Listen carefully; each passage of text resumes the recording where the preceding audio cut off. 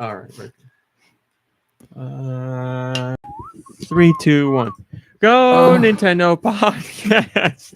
No, episode 942. The Mischief Podcast. Let me get this out of the way right away for our audio listeners. Right out of the way, out of the bed. There is no Mom Brain today. She is doing college stuff. So if you only tune in for Mom Brain or you only tune in for the music section, then you might as well turn the show off because she is not here. She's got to do college stuff.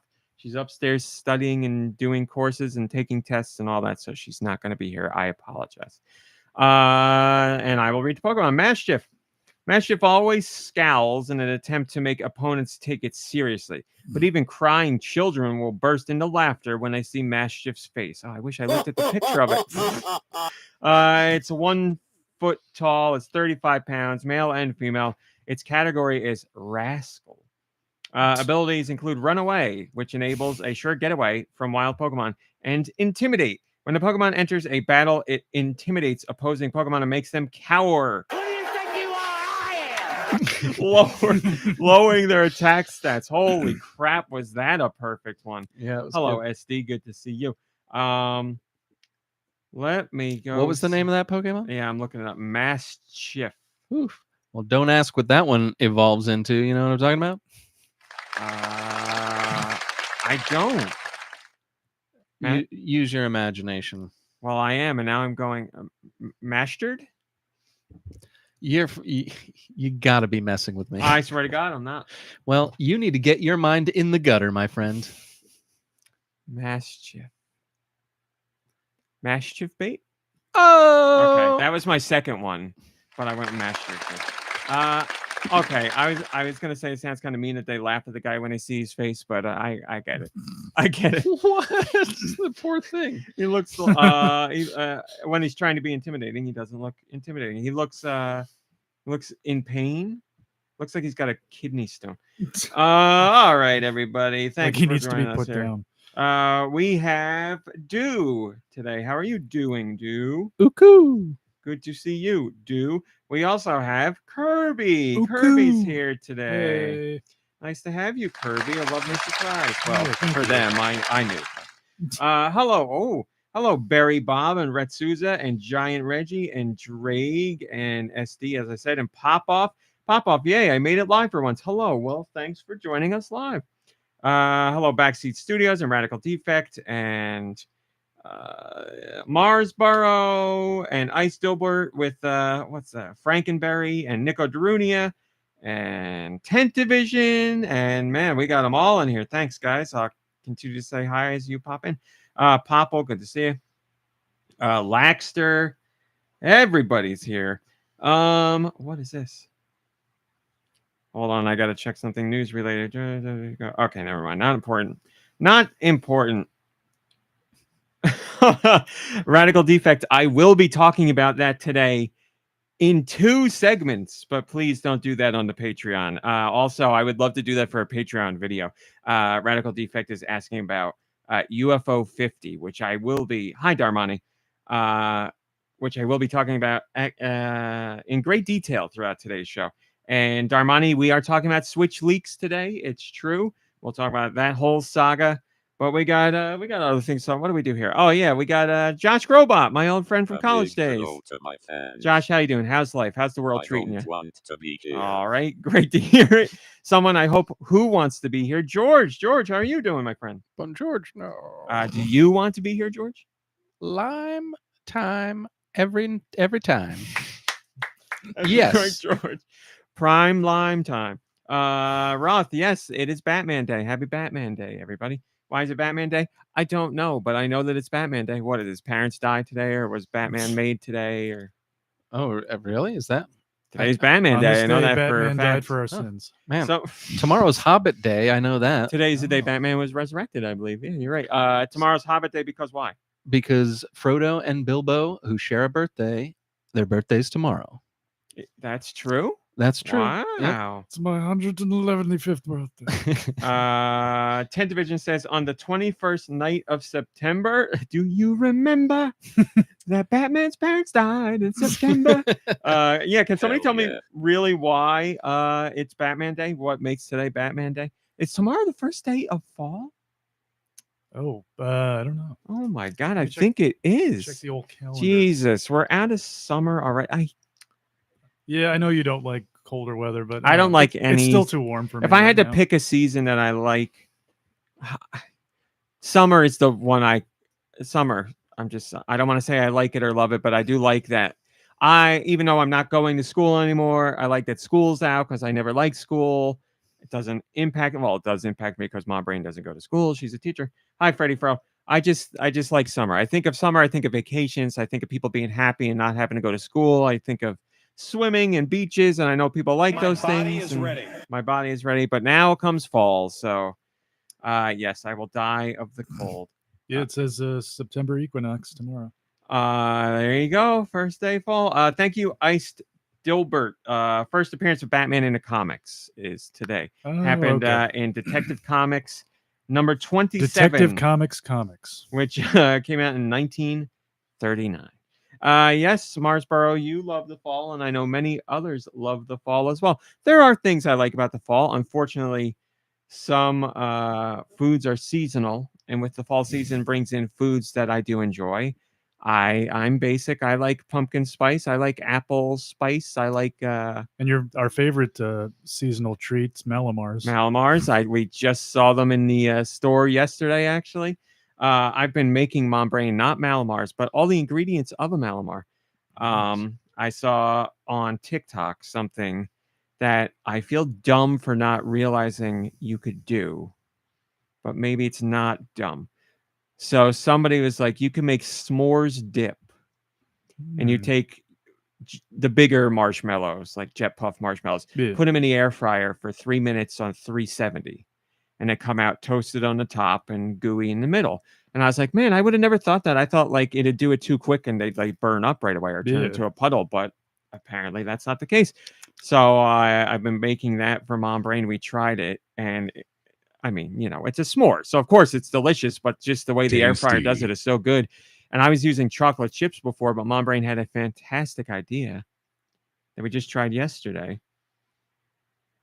She bought chocolate syrup. So you just make the marshmallows in the air fryer, and then afterwards just pour on the chocolate. Oh, it was perfect. Holy Perfect cow. idea. So good. So good. If you guys want them later, I'll be happy to make them. This can't be Maybe. true, Ice Dilbert. Is it? It looks real. Dude wipes I know Dumpkin spice. Wait, no. That can't be real. This can't be real. Wait. Are you saying there's a pumpkin spice like There's a dude wipes display butt wipes with clove, nutmeg, and other fall stuff, the scent, but it's called Dumpkin spices, which is what we always Really? say on the podcast. That's ridiculous if that's real. Is it real? Is it real? I could I- see Dude Wipes doing a fall scented wipe for sure. But would they actually call it Dumpkin spice? it 'Cause makes- it's right there. Personally, I hate to say it, but Dude Wipes Dumpkin Spice, if that is the name, makes way more sense than the joke we've been saying yeah. for like 10 years. Sure. 10 Division says, make your butt smell like pumpkin pie for the rim. That's true. This, I need to look this up. I'm sorry. The show is always off the rails.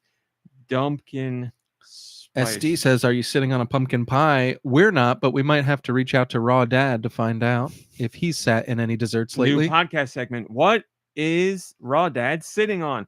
Holy shovel, it's real. We got to get some. Dumpkin spice, spoken on a podcast for a decade, is now a real thing. So do we call Jokes a are real lawyer now. or something? Like, do you have to? Do No, we have to we're prove like the that we? demure guy on TikTok. We never trademarked anything because who the hell would trademark Dumpkin Spice? But when you're a company, man, I keep wanting to say the S word. Or when you're a company that makes shovel wipes and you're going to put them out for fall, then kudos to their marketing team. Dumpkin Spice is perfect, absolutely perfect. Why didn't we think of a practical use for the word that we were just joking about? Because we would have clearly called up Dude Wipes and been like, hey, we got the perfect fall scent for your butt. Now, here's the thing.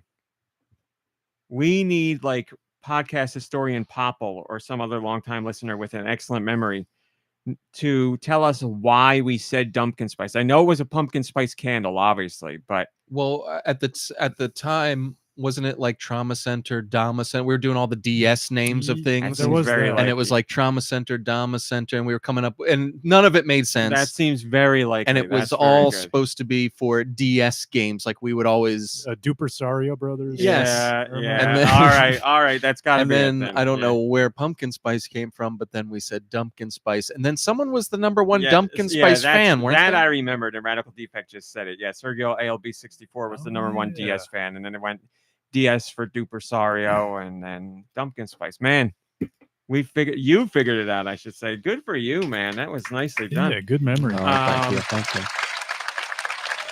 I want to. 10 Division says, talking about the Dumpkin Spice wipes. He says, "I smell apple pie. Where is it? I'm starving." Oh, that's my anus. I like the Nintendo DS as well, Barry Bob. It was a fun system. All right. I have one thing I want to talk about before we get into the Patreon topics. But as I've been meaning to do lately, and I keep forgetting, is there anything you two would like to talk about before I get into what I want to talk about? We haven't seen you in a while, Kirby. Give us something sweet. Like Put about whatever you want. Music, movies, TV shows, books, encounters in the real world. Is there anything you'd like to bring up? There doesn't have to be, but well, I mean, I was going to ask Do if he's watching the new season of Rings of Power. I was going to ask you that last night, and I forgot. I am. Yeah, I'm all caught up. Oh, okay. I've watched 2-3 episodes. The O-Rings of Power. Cool. Yeah. Yeah. What do you think? I got to be honest. I'm. I had. Sounds like he loves it. I'm just. I Say. had like an epiphany while watching it. I was like, this is reminding me of the Star Wars prequels in a very specific way, because lots of sand. Well, no. Yeah, there is sand actually. That is a. I hate sand. Wait. Before I get off track. Yeah, because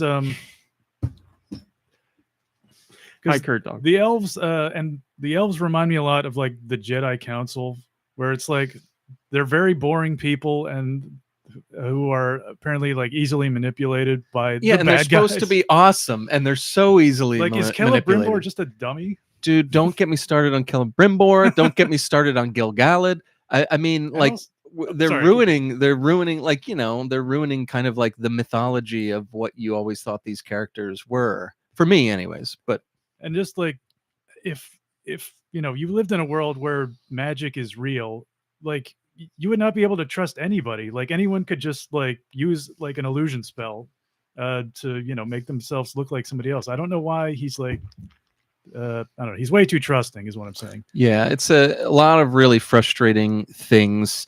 I don't generally like those kind of prequel stories either, just because and also you the fact know that where it's- the bad guy's going, and you have to watch painfully while your favorite characters kind of get made to look like fools for like seasons upon seasons, and you're like I know where this is going. It's just depressing seeing this. Like I thought, and I'm one of those babies that's like, you know, I watch Lord of the Rings, I'm like, oh yeah, where's Tom Bombadil? They left him out of Lord of the Rings. Where's this? Where's you got that? him now. Where are the Barrow Whites? You know, and then they give you what you were complaining about, and you're like, this isn't what I wanted. It's Funny, like I'm the jerk that wanted those things, and now they're giving it to me, and it's like not what I want anymore. And 10 Division said he heard that Tom Bombadil's was in it, so yeah, I saw him in like a preview. yeah, and it's like, you know, and a lot of what they do, a lot of like callbacks to the movies or the books with like precise like things that they're saying, you know, and it's like it just feels like a you really derivative. are the Lord of the Rings. It's not as it's almost as bad as that, you know, like it's not that cheesy, but they make sure that you know that this is a callback to what you loved in, you know, Well, you the gotta trilogy put in, movies. as South Park would say, those member berries to It's drop ex- those in, and so that's people are exactly like, oh, what that it happened is. in the thing I like. So, and that's the thing. That's why I have to come to grips with myself, because there are certain member berries that I absolutely love, and I will dine out on member berries till I'm content. And then there's other member berries where I'm like, this is sour member berries. Get them out of here. So I'm that jerk. Like, I'm part of the problem. Like, I don't comment anywhere, thank goodness, I guess, except on this podcast. That's fine. Yeah, but you're like, going the right way. so like, I'm not throwing my views in people's faces, but I am that jerk that was like, oh yeah, like, where's this, where's that, and then when they finally give it to you, it's like, you're Not doing like it this. wrong. Like, no, this isn't right. So I like the idea of wondering where they are better than them being here, because what I'm getting is not what I want. yeah, so like, then I I feel don't think like there's a anything jerk. wrong with that. I don't think there's anything wrong with saying, like, where's this person or where's this thing, because you really want it, because you have it you're picturing it a certain way, and then when you get it, you're like, no, not like this. Yeah, it's been a lot of that, and then there's a lot Comes of from a place of passion.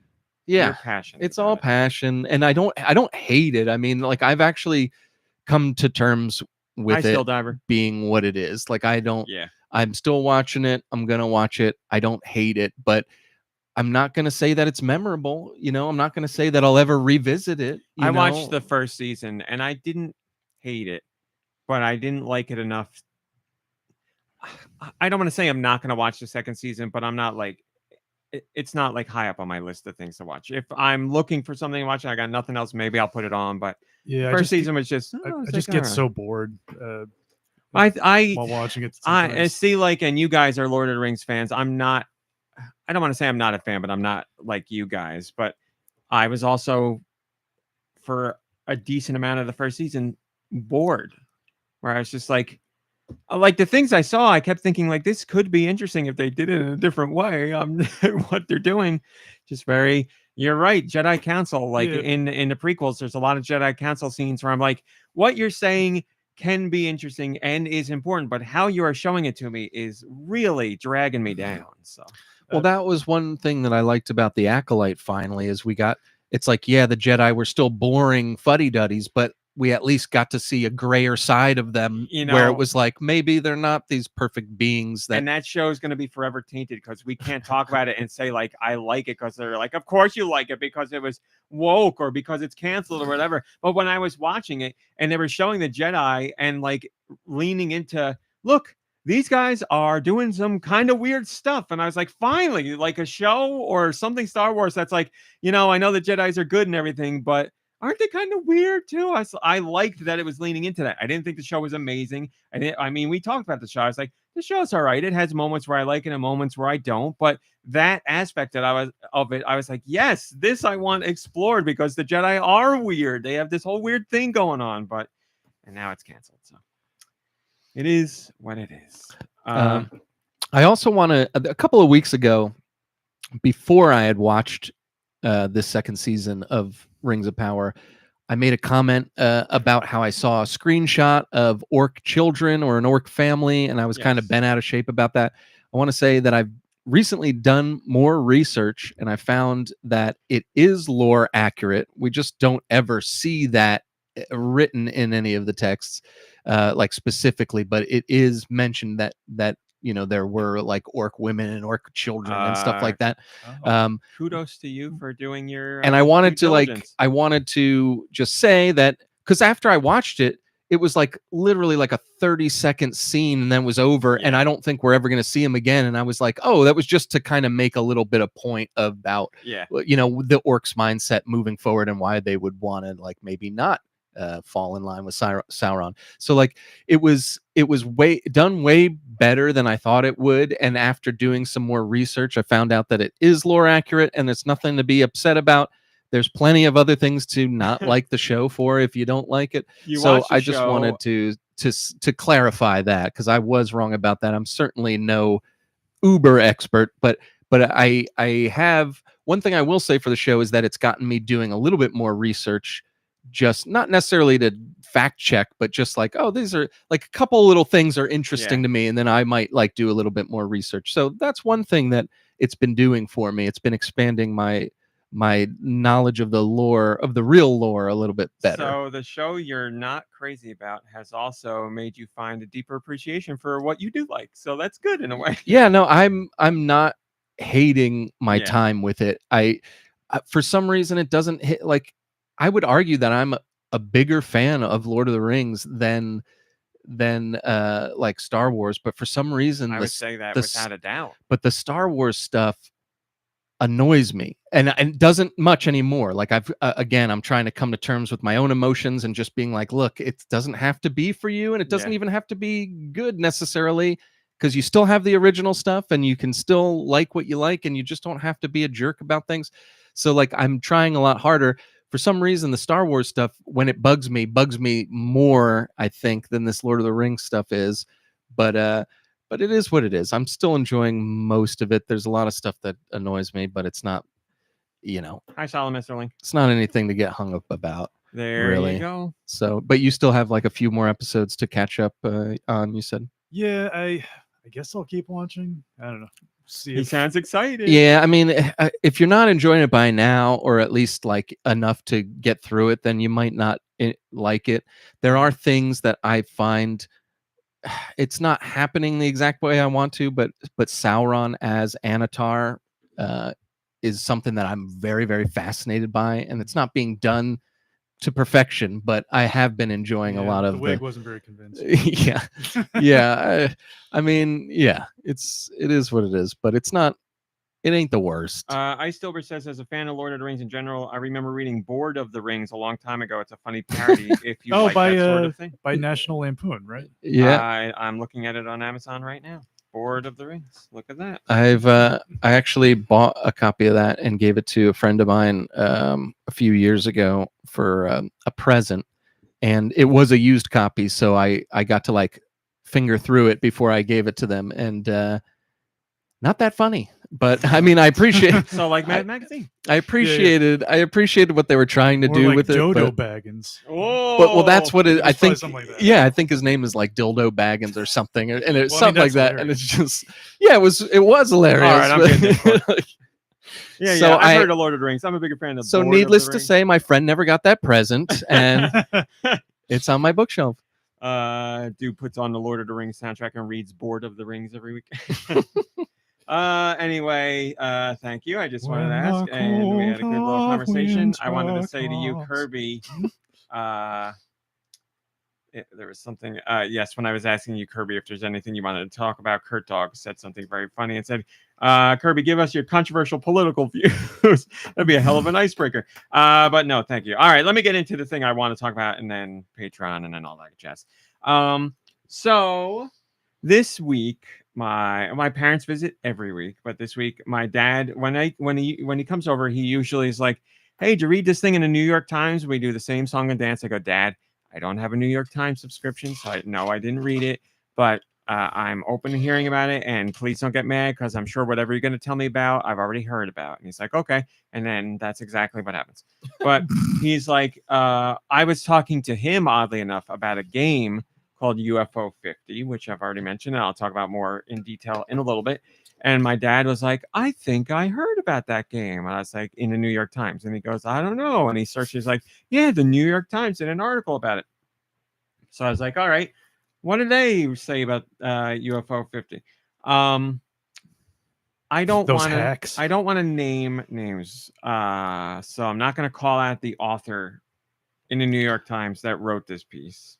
But R. Fiza May. Wait, no, we'll call him Reggie F. There we go. Perfect. I don't know if he's the only one that does games there or not. I don't know anything about the New York Times as far as their game coverage goes, outside of what my dad tells me. And I'm like, yes, I already know that. He'll be like, did you hear that Nintendo? I read about it in the New York Times. I'm like, this is like, Dad, I run a Nintendo site. It's like, come to my website, yeah, follow my website, and you'll learn more. And every time I'm like, Dad, I'm not mad, and I like that you're trying to connect with me, but like my job is running a Nintendo site. Yes, I have heard about. Well, what would be like a non-annoying way to bring that up to you? Just like, oh, how about that bit of news? Yeah, or something? That's fine. Assuming that you already heard the news. I'm not annoyed by it when he does it. It's just funny that every time he does it, and I have to be like this is what I do for the last 20 plus years. This is what I've done. Chances are I've probably heard, it's very nice because friends know that I am into video games and Nintendo. So I will get things like, I'm not going to name names here, but I can't tell you how many like memes I'll get of like, hey, look, here's a cat and the cat's house looks like the Super Mario Brothers like pipes. And I'm like, oh, thanks, that's great. And I'm like, yes, I saw this like 20 years ago. Like this has been around forever, but I don't say any of that. But yeah, chances are I have seen it. So, but out of everybody, I would think my dad would know. But every week we do the same thing. But I appreciate him trying to connect with me on stuff. And usually, I think as I said on the podcast, maybe I didn't. Whenever he has something to talk to me about that's not video game related, he'll find the exact pinpoint of something I like that I also have no interest in. So he'll be like, I watched the first episode of the Terminator anime, and I'm like, what? Like one of the few anime I have no interest in, and you're gonna watch? Like what? I can't win. And he's like, oh, it's really good. You should watch it. And I'm like, I know. I've heard it's very good. I'm just not that big into Terminator. I'm not gonna watch it, but blah blah blah. But anyway, UFO 50. So he's reading me a little bit of this article. It was a combination article of two different games. They were calling it, I guess, a review. It's really stretching the limits of review here. But they were talking about UFO 50 and Yars Rising. Yars Rising is a new game from Atari and Way Forward. Yar. And the article was just So good. so good. Did they come off as like out of touch? Sure. Okay. Out of touch and factually incorrect. Oh, okay. And I'm like, I don't read the New lying New York Times, Times. but the New York Times is a name The we've failing all... New York Times. Yeah, we should have The New known. York Times is a publication we've all heard of. It's been around for years and years and years. Yes, decades. it has a upon reputation. Decades. So when you hear of it, there's some prestige to the name. You expect it's reached so far because it has some level of competency or whatever. I don't want to say, again, I don't know how their game coverage goes, but they did this piece and literally the first sentence was wrong. And then from there on, it just made me mad. So in their piece about UFO 50, they said it took, it's like splitting hairs, I guess. They could defend themselves here, but they said the game took more than 7 years to make. The game took almost 9 years to make. I don't know why you would say more than 7 years to make. That is an odd way to phrase that. But like, I guess I couldn't bring it up to the author because they'd be like, well, 8 and 9 is more than 7. And I'd be like, all right, yes, I guess so. But they didn't. Why not? They picked like a random number and yeah. then like, it's more than this. See, the thing is, the game was announced 7 years ago. Okay. So I think that's where they got it from. The game was announced 7 years, but it took roughly 9 years to make, I would say, based on what I've read. And I did more research just to double check. And based on what the developers have said, I am correct. But also, you know what else had an article that talked about how long it took the game to be made? The New York Times. You could have researched your own publication to get the information for what you're writing, but whatever. And then they said UFO 50 takes inspiration from Atari 50. Atari 50 is a collection of Atari games that came out 2 years ago, or like a year and a half ago, maybe, or two. It's a historical look at Atari games. You can play them. It's like a virtual museum. It's a really cool idea. Yeah. It did not take inspiration from that. This game that's been in development, as you already said, more than 7 years ago, did not take inspiration from a game that came out 2 years ago. It took inspiration from Action 52, the NES cartridge. That's the whole reason why this game exists. Because the whole purpose of UFO 50 is like, let's do Action 52, but if it were good. That's the whole point of the game. So I don't understand it. It's strange because it seems like you could be like, well, they're, whoever got tasked writing this article clearly isn't into games and probably thought no one would care if they just like pooped out an article. But then you're like, but there's misinformation that they, that it is that's video game related, that they had to have gotten these things from somewhere. Yeah. It's written by someone who played both of these games to review them. Again, very loosely using the word review. They use the word review. It's like, I'm going to say 4 paragraphs about each game, and they're very short, and it's very short on information. But I'm not going to say a review has to be so long or has to be this. I'm just shocked that they're calling it a review. But yeah, do I know for sure that the developers didn't take inspiration from Atari 50? I don't know that for sure because I haven't talked to the developers, but everything we know shows why it was why they were inspired by Action 52. So for the game to be in development for 5+ years and an Atari 50 comes out, and then they're also like, oh, now we're inspired by this. Like they had already spent 5 years making this game. I don't know. If I did an interview with the developer, I would know for sure. I could reach out to them certainly for comment, but I would imagine they'd say something like Atari 50 came out while we were working on our game, and the spirit is the same between the two, perhaps, but we weren't inspired by it. So that's my guess, but I'd have to talk to the developer. Just guessing.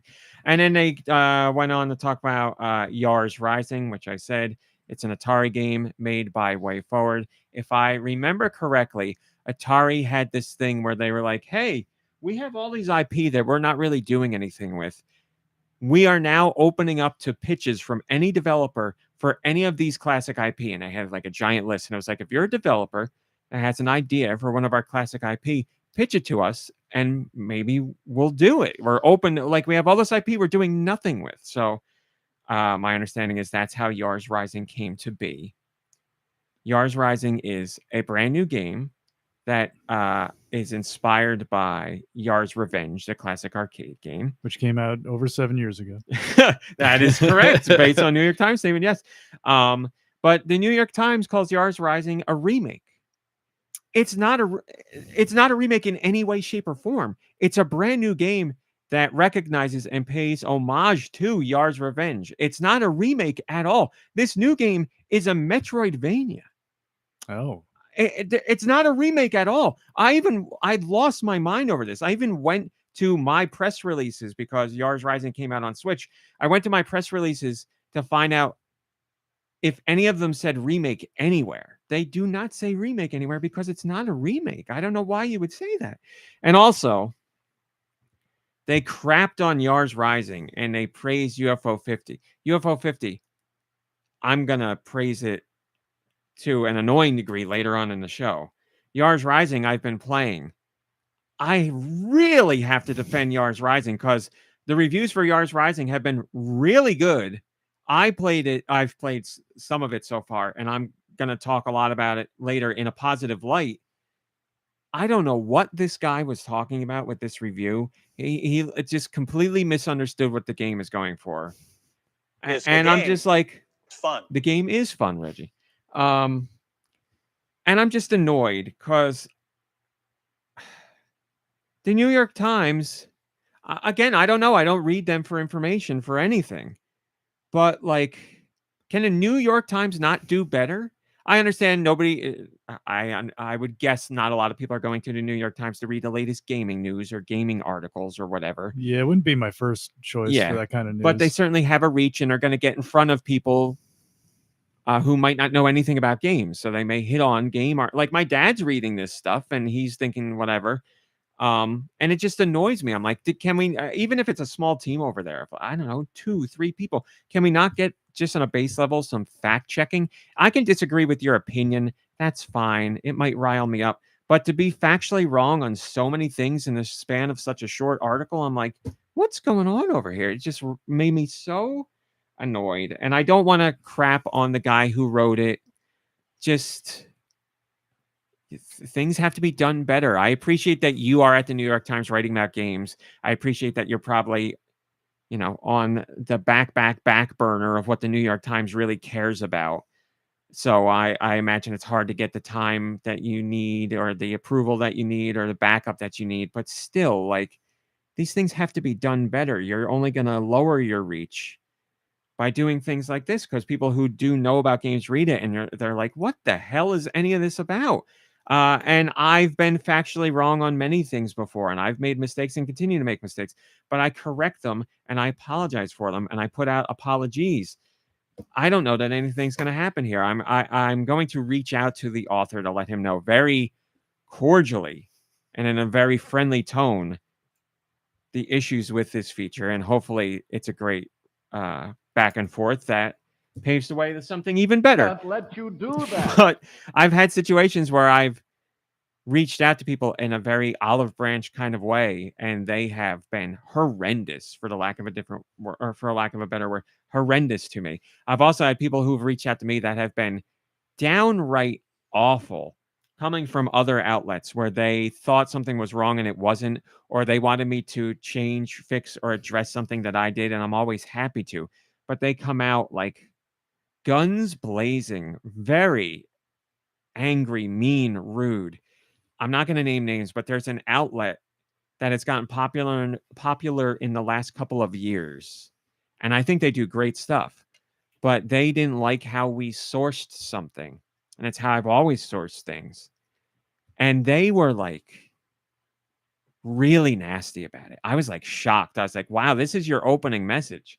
And I replied, and I was like, "I have no problem I'm sorry you have an issue with it. I have no problem fixing whatever you want. I will source how you want me to source from now on. I got no issue with that." So I fixed it. And then like a few days later, they got in touch and they were like, "Thank you. I was a little hot with my approach." And I was like, "I appreciate the apology. I was like, I understand you thought you were being wronged." But the degree of their attack versus the degree of their apology, I don't want to be like, your apology wasn't enough, but I was like, boy, you were a 20 over here and you're like a 2 over here. In And I'm your like, original reply to them, did you say like, I don't mind doing it, but please be nicer? Like you didn't no, I even didn't make say any you of that. didn't I even said, I don't remember exactly what so I they said, came but I back can to tell you you. what I can tell you exactly how I always do it. I said, "I'm really sorry you read that and you felt you weren't credited properly. I'm more than happy to fix it. If you ever have any issue like that and you want to get in touch with me right away, here's a personal email address." I said, "Always happy to do it." And that's So all a that I couple said. of days later, they saw that you changed it and you wrote what you wrote, and Well, then I they were let them probably know right away that I had fixed it based on what they and then said. they were probably like, well, I guess I was a little mean to this person. I think that's what it was. Yeah. And like they follow me for news. Like they've You'd think that comes from somewhere, you think that maybe they asked somebody down the line and someone was mean to them, because like it's like, yeah. why is there a sign here? Because somebody Yeah. did the thing that the sign is saying The don't only do. So it's I like, would normally agree with that. The only pushback I have is there's someone who has worked in the game industry for a very long time and they've decided to do like their own thing. So it's they've been a cog in the machine. Like they know how these things work. So maybe they've just seen how I don't know what it is. I don't know maybe what it it is. truly was a bad day. Or maybe it was a bad day, but I was legit shocked to the point that I still think about like, man, they were really brutal. And Underestimate the power of the dark side. they like their problem was a very small problem. Like I source how I always source, which is if it's an interview, I will write the name of the outlet within the body of the text and I'll hyperlink to the site's interview. If it's not an interview, I won't source in the body, but I will source underneath by name. So let's say the site's name is Nintendo All the Time. Like if it was a Nintendo All the Time interview, I'd write in a Nintendo All the Time interview, and Nintendo All the Time would be linked to the interview. But if it was just like a news story about Mario's got a new pair of overalls and I found it at Nintendo All the Time, I'd write the article and then at the bottom, the source would say Nintendo All the Time with a link to the article.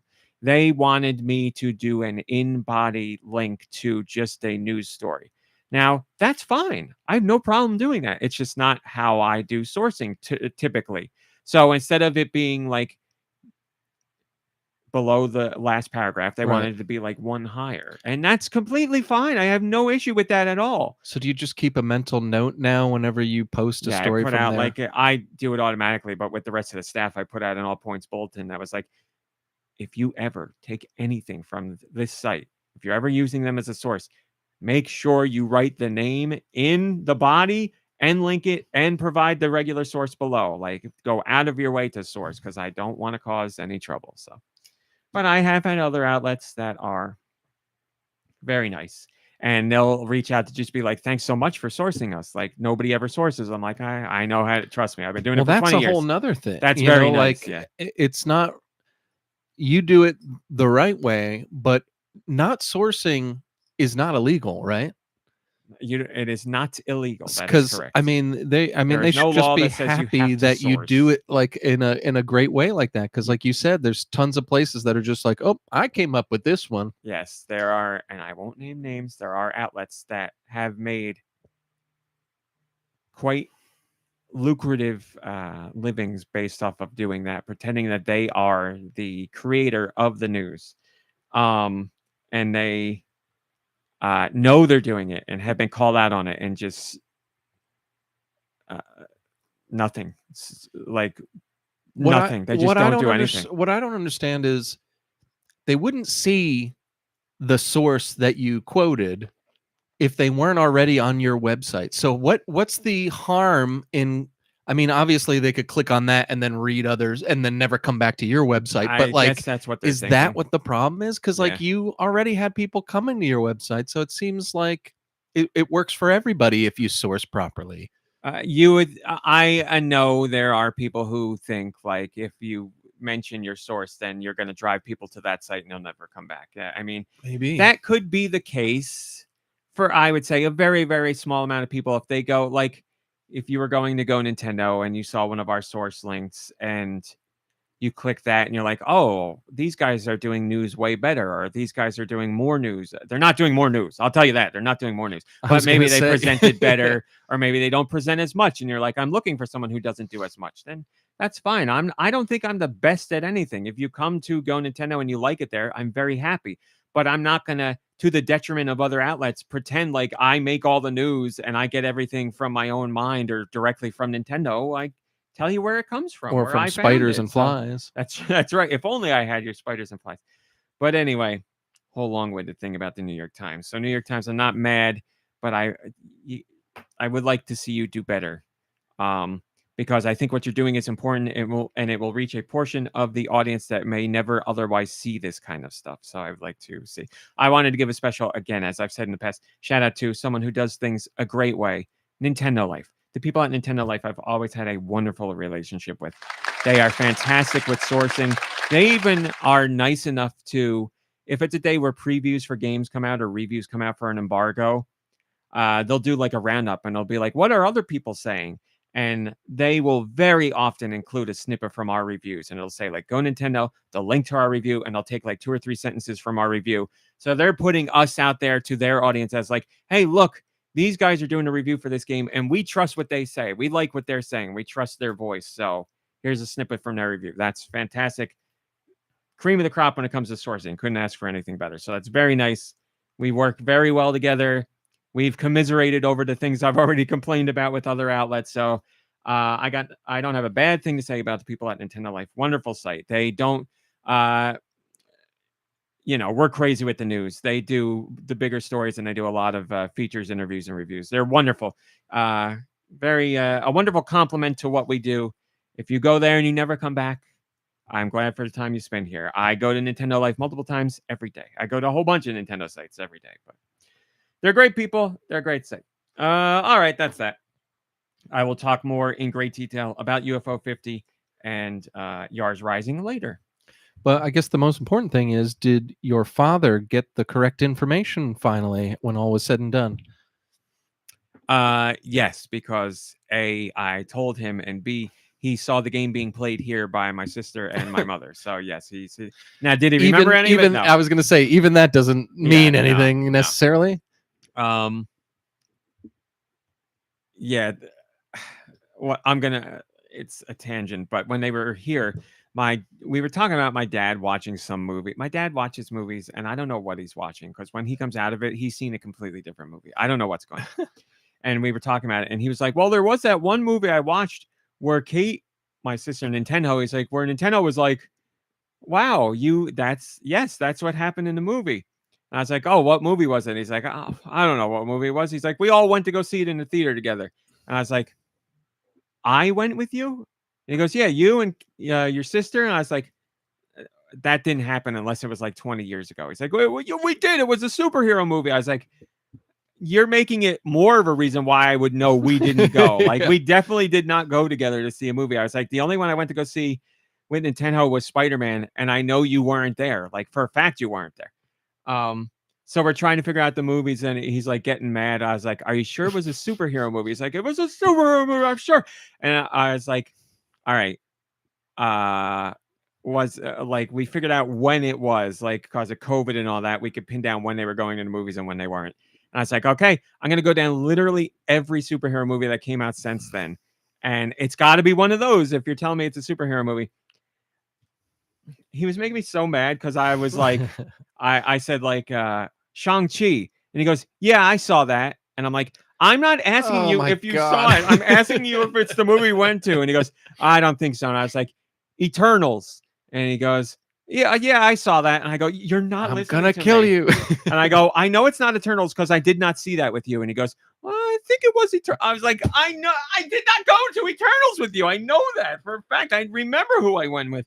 So this was one of the rare times my sister was here. She came over later after this conversation. I brought it up with her. And she said the same thing I did. She's like, a superhero movie with you and mom and dad? I was like, I also thought that was weird because I know it didn't happen. She goes, yeah, I don't think it happened. And she did the same thing. She's like, well, let's go through movies. And I was like, we've done Oh, it already. Go God. ahead. So, So she picked out a couple and whatever. I was like, Dad, we've read you every movie. I was like, you must be misremembering. And I said, I'm going to give my guess what I think it was. And you're going to get really mad. I go, I think it was Barbie. We didn't see Barbie together, but I know you saw it with Nintendo. And I know that if you came in at a movie understanding what it was trying to do, that Nintendo would make a point of being like, oh my God, he understood the movie. Yeah. And Nintendo was like, I also think it was Barbie. He's like, it was a superhero movie. And I was like, well, you know what? We've gone through all the superhero movies. You've picked none of them. The only thing you told me was how you saw them. And everybody else here, including my mom, agrees that it was Barbie. So we're going to leave it at with, for you, you don't know. For us, it was Barbie. So that's where it ended. That's probably what it was. And It was Barbie. you saw Barbie, so I'm sure you talked about it with them immediately after they saw it. And he probably just had in his head that he saw it with all of you or something. But Was the actor who played Shang-Chi in Barbie? He was. Was he one of the Kens? Ken. Yes, That's that is right. correct. You think maybe that's what confused your Maybe dad? we didn't bring up That's that point. funny. Maybe that's it. That would be so funny. Simu Liu. Yeah, that's a great point that we should bring up. But yeah, we just, we gave up because we were going to be there all day. So yeah, this sounds like a nightmare. Yeah, usually every conversation with my dad about that stuff is because he'll be like, I saw this, like I've said, you see that new trailer for Iron Man 4 with Tom Cruise. And I was like, Dad, what are you even saying? Like, what is just what is this? imagine if he had the kind of politics that most people in his age bracket have. Just because, like, what you're saying is like it's a funny story, it's a funny anecdote, and like him getting upset to me is funny. Yes, but like I thought it was funny at the time. But like, think about what he's getting upset about. Like, he went and to see Barbie and understood it and liked it. That, like, think about people in that age range, men especially, that would go to see that and understand it. No, they wouldn't. He would be like up your butt about imagine, like, go see Reagan or something, and then can you imagine like how angry he would be just in his daily life? I'm happy that like, the fake news my dad follows is about Iron Man 4. Right. It's like we can still enjoy, him losing his mind, but with like a wholesome element to it. Whereas most people's parents, it's like, good Lord, last is this week what about, you think? Urkel, Jaleel White, had no idea who the guy was. So funny. Well, I know he knew who Urkel was. He didn't realize it's again. We've said it already. It was like Superman. He didn't realize take the Urkel was a glasses fictional off. character. He thought Urkel was the real guy and Jaleel White was the fake one. All right, here's what we wrote about on Patreon. Did you know that you can join the GoNintendo Patreon For $1. for $1? It's true. And you get to read a brand new post every day. What did I write about this week? Let me tell you. I said in the first article about how I am an absolute sucker for a hero moment in whatever it may be, obviously superhero things, but a hero moment in anything. So like a moment where everyone's down and out and everybody's really hurting, and maybe like the main hero is like on the brink of death and it looks like there's no way out of it, and they find a way out. It doesn't matter that I know more than 9 times out of 10 that everything's going to be okay and the hero is going to pull out an unbelievable victory. if you do it right, like through music or the action or the way the action is shown or the story beats, if you do it right, I am a sucker for that, and it gets me every single time. And I was writing about it because I watched. I'm working my way through My Hero Academia, which I've been watching for a while, but now I'm really like I just finished the 3rd season. I'm going into season 4. So You've been waiting for a hero moment this whole time. You're like, it's in the name. It's- Where is it? It's funny. There's another moment I'll bring up, but I watched a movie. The first movie happened in between season 3 and season 4, and All Might is the main hero in the show. And it's from Fortnite. Yeah, I know. That's right. You're right. It's a prequel movie, so even more, he's gonna win. Like it's a prequel. He's gonna win because he's alive later. But like, This is why prequels are so bad. see, I also don't like whenever I hear a prequel's being made, I'm automatically like, I don't want a prequel because I know so and so lives and I know they're alive. But I just thought to myself during this movie, there's been a whole bunch of prequels I've watched lately, be it TV shows or movies, where I'm like, this is a me problem. I'm going into a prequel the wrong way because the prequels are going to teach me something else about the character that I take forward with me. It's not about not knowing everybody's alive or everybody's okay. It's about learning more about the backstory of the character. I'm like, I have to stop falling into this trap. It's stupid that I'm doing this. So it really clicked for me with this movie because, again, I was like, oh, there's a My Hero Academia movie. Oh, it's a prequel. And I was like, let me watch it before I start doing that stuff. But anyway, there's a moment in the movie where All Might is like getting the crap kicked out of him. And like, he's going to win. But I'm like, let's see what happens here. And the way like they did it with like him and the other main character, Deku, where they like team up, and the music and the way they shot it and the way that like other people are like watching what's going on. I was like, this is the coolest thing I've ever. I was like, oh my God, this is so good. And it's just such a great moment where like, it's funny because in My Hero Academia, it's about a kid who doesn't have a superpower and he loves All Might, and he used to watch All Might save people as a kid. And like, he like cries watching him and is like, I want to be a superhero, but he knows he can't be because he doesn't have any powers. And then things happen. Spoiler alert. But like, I'm like watching the show and I'm like Deku because I'm watching All Might and I'm like, oh, he's so cool, he's gonna do it. And I was like, I'm just like Deku, I get it. But anyway, the hero moments, I'm like, man, they just get me. Music is a huge part of it, but the story and the action, all of it together, if you do all that together, it just hits me in such a way where I'm like, man, this is just so great. And you were talking about the show in general. A couple weeks ago when I was watching an episode, it was like an arc where it's all these kids, they're in a school learning to be superheroes, learning how to perfect their abilities. And one of the kids in the school gets kidnapped they're called the League of Villains. It's a bunch of bad guys working together. And the good guys. My Villain Academia?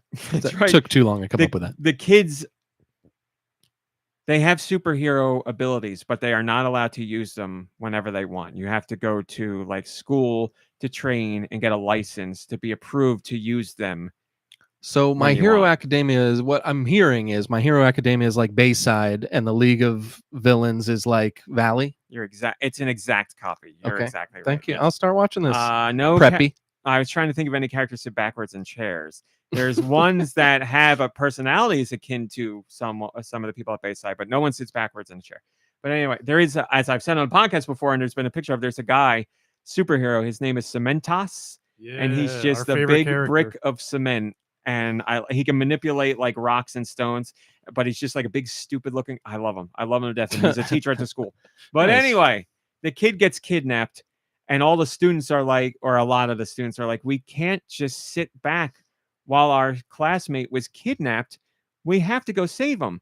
And the class president is like, I know you want to go save him, but we cannot do it because he's like, the real heroes are on it. We can't do it because we can't use our superpowers without our licenses because we're going to get in trouble. And the other classmates are like, but when is it wrong? When is it right and wrong to like to stay back or to push ahead? Should we break the law to go save our friend because it's our friend and we're worried he's going to die? Or should we trust in the accredited superheroes to get the job done, because like they have information that not all the superheroes have, or they have abilities that the other ones don't, and they're like, so it's a moral conundrum, which I really liked. But a smaller group of the kids decide we're going to go out and get them, and the class president joins them, and he's like, we can use our abilities to aid us, but we can't use them to fight. And he's like, if we get into anything where I think we're over the line, then I'm reporting all of us, including myself, to our teachers, and we're going to get in trouble. But he's like, if we can find a way to do it to save our friend and not hurt the others, then we'll do it. And they come up with this plan. And when you see them enact it, again, I'm getting goosebumps. When you see them put it together and how it plays out, and obviously the guy who's kidnapped has no idea that this is going to happen, and they manage to get him back, and the music that plays with it, it's such a cool moment. When I was talking to my family about it, I started tearing up, like choking up. I couldn't talk about it. I was so into it. And I know my mom gets it because she's a big superhero person too. And it was just such like a great moment. And I'm like, these hero moments, man, I love them. You are a real hero. But there's more hero moments than just in anime or superhero movies or all that stuff. But I wrote about hero moments in general. We all love there's a reason why it's a trope in movies and TV shows to this day. It's because when done well, it still resonates with people. Yeah, there's nothing like 9 hours into Lord of the Rings and Sam grabs Frodo at the bottom of Mount Doom, is like, I can carry you. See, and the music swells, and you're just like, oh my god, that kind of stuff. That's exactly that what Hobbit I'm was talking so about. brave. I start crying. I also talked about Nintendo right now being Nintendo's time to really shine, because everything else in the game industry is falling apart, and Nintendo is doing better than ever. So we got Sony, who's like, here's a $700 system. Also, we have no games for you to play. Microsoft is like, please buy our system. Nobody wants our system. We can't give this thing away. We'll have to fire more people if you don't. Yeah, game companies are like, we're canceling our game we spent 5 years on and $400 million on in the span of 11 days, or we're closing our studio completely, or we're firing 100 people, or we're all quitting because we don't like the way our parent company is handling our business. Like everything's how about everywhere. Isn't there like a remake of the remake of Horizon Zero Dawn coming out? Wasn't that just like announced? Like that was not announced. That is that fake? Rumored. Okay. But not rumored to a degree where it is not believable. My understanding is this is happening. I can't even, it makes me so mad. What is going on with this? And I'm going to say what I always say. It has the right to exist. And if you want to play it, that is fine. But can anyone else out there admit that things are going crazy? We're already going to get a doubled down remake of a game that came out on the PS3. Or was it PS4? PS4, man. It's crazy. It came out on the PS4. Can we not? The reason why people get excited about remakes and remasters is because usually it's like, we haven't seen this game in 20 years, 30 years. Now it's like, I haven't seen this game in 3 years. In 20 months. What's going on? What's going on? So yes, not official yet. Also, did you hear rumor is Sony's going to do another State of Play very soon, their rip-off Nintendo Direct. And rumor on top of that, by trustworthy voices, is they're announcing another remaster. And boy, is this timely. A remaster of Days Gone. No way. Days Gone.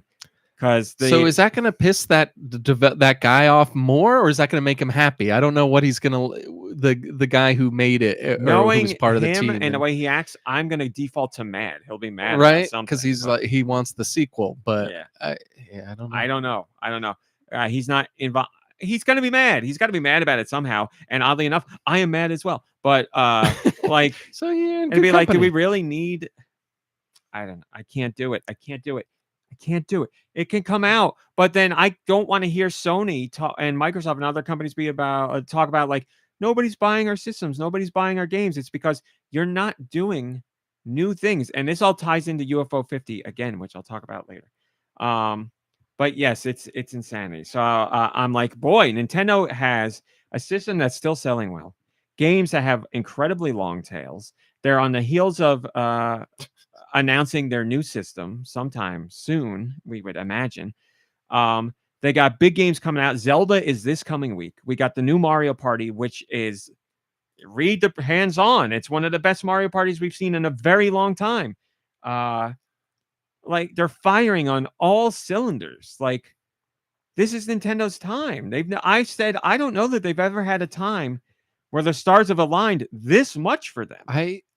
Here's my thing. I feel like throughout the years, other companies have tried to copy things that Nintendo have done. We've seen it with like joysticks and controllers and whatever else, like moving forward. Rumble and motion control. Yeah, so all that stuff moving forward.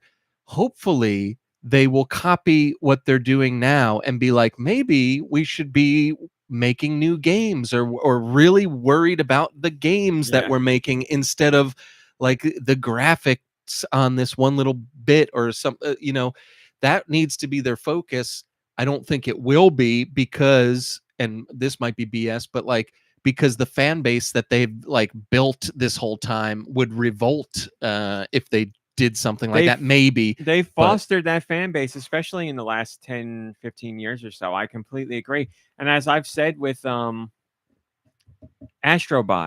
Astrobot is a wonderful, amazing, expertly made platform. So far, one of the best I've ever played. Right up there with, put it in the mix with Nintendo's platformers. Easy. But I've said it's been bogged down. I find it to be bogged down and tainted by how its identity is so tied to PlayStation. Like I say, to a gross degree. Like here's Astrobot. He flies in a PS5 and he rides a PS5 controller and he meets PlayStation characters from PlayStation's entire existence. And here's special levels themed after PlayStation games. Like I believe that to be to the game's detriment. Like, because you're making it like a shill for Sony. It's almost like Astrobot's like, hey, remember Legacy of Kain? Remember Parappa? Remember Ape Escape? And then you know what happens? People start to remember, and they're like, "Yeah, I do remember. What the fart happened to these games? Why can't we get another Legacy of Kain? Why can't we get new games of this? Like, what happened?" As I've said a couple times now, it's like a graveyard for Sony franchises. You get a look back at franchises they still own and do nothing with, or franchises they lost that have gone third party. That's kind of a sad way to look at it, but you're not wrong at all. It's like a graveyard. You're there and you can look, but you can't touch. I've seen things you wouldn't believe. I've seen you people, that sentiment growing online now. I've seen other articles that are like, this is kind of sad. This is kind of depressing that this stuff is in there. I've also seen people saying like, this is kind of gross that Astrobot's legacy is tied to like PlayStation DNA. Take Astrobot out of that. Astrobot is so inventive and whimsical that it deserves to exist on its own. Astrobot can still be a robot, but he doesn't need to fly in a PS5 ship, and he doesn't need to ride on a PS5 controller, and he doesn't need to meet cameos from characters in other games. The game is still going to be just as fun without all of that stuff in it. It seems like it's only going to hold it back if it's in the long run moving forward, if it keeps itself tied to that kind of. And I don't know this for sure, but it's almost like Sony is like, we are going to make sure this can never, ever go anywhere else. Astrobot is never going to any other system because it's so Sony inside and out. Like the bonus levels are shaped like the buttons on the PlayStation controller. Like it's never going to go anywhere, ever, ever, ever, ever. Yeah, it's almost like product placement. That's what it's like. Yeah, and I did you say that already? I'm sorry. No, last week we were talking about it. But that's exactly what it's like. It's like product placement.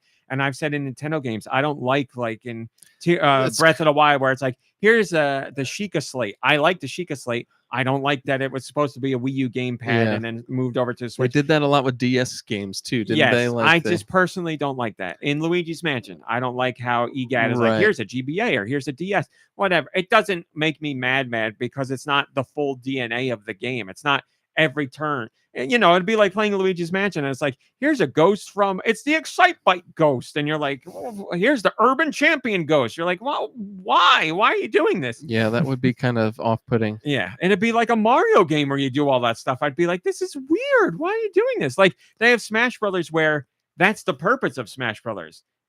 Bringing together all of Nintendo's characters. That's great. Yeah. That's the purpose of that game. It's a fighting game where all those characters come together. But if Mario Odyssey had like a Hyrule world or something, Yeah. you'd be like, what the heck is this? Like with Astrobot, I don't want to say that's the purpose, although like the PlayStation DNA has been tied into it, but it doesn't serve any purpose. Like Smash Brothers, it was exciting to see those characters come together. You're like, oh my God, all these franchises in this game where they all interact with each other. And in Astrobot, it's just like, here's so-and-so from whatever. Here's, I don't know, the medieval guy from Medieval. And he's just like, you're waving at you. And you're like, wow. oh, look, there he is waving. All these it's are not so like you get like classic. an ability or like they Yeah. help you through things. It's just like, there he is standing there and you got him and that's it. That's another good point, because they're there only as window dressing. It makes it less likely that there would be a clamoring for like, hey, let's get a new medieval game. Not that that would happen, but if there was some sort of interaction or something, it might spark interest in these old characters to the point where maybe Sony or somebody at Sony would be like, hey, what if we brought some of these old games back to the forefront? I mean, just like the thought of some of that for some old fans, I think would get the ball rolling, or sell some games. I'll go right into it because I wrote about Astrobot on Patreon in relation to what you're saying, because I played more and I found something else out. I guess there can be, I believe you have to unlock it, but at the end of every world, there's a bonus level that you can go into. And that bonus level is themed fully to one specific IP.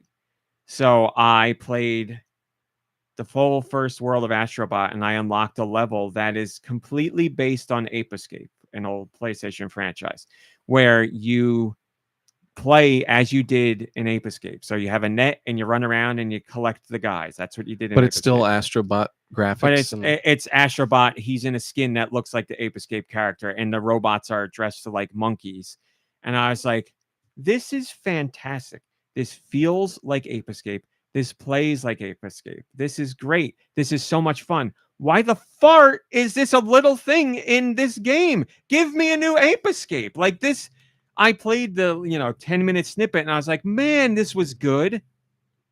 And now I'm done with it forever again. Like, that was just an Easter egg. That's it. Why? Like, it's so depressing. Like, in a way, it is great because someone like me is like, I get a little bit more of that thing that I really want, but then that's it. That's all that I get. And it's like, hey, remember Ape Escape? There used to be a whole bunch of installments in this franchise. Now you get one bonus level in this game, and then goodbye, Ape Escape. We're done now. I someone on Patreon even told me that Ape Escape level was made with some of the people who used to make Ape Escape games. So like the team, it's like those people are still kicking around. Get them to make a game. I forget the name of the team that makes Astrobot. It's like Team Asobi or something. They very clearly care about these properties. Like they want to do them justice and respect, and they understand what made them work. And I think what they're doing is fantastic. But the end result is a game that feels like it's like a funeral dirge. Like it's that part of it is very sad to me.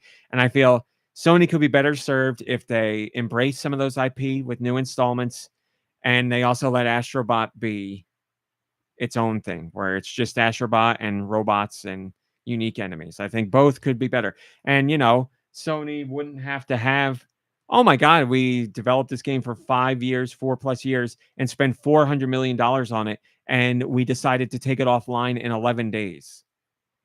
Like, you could make a new Ape Escape game that doesn't cost hundreds of millions of dollars to create. You could create a new Ape Escape game much cheaper.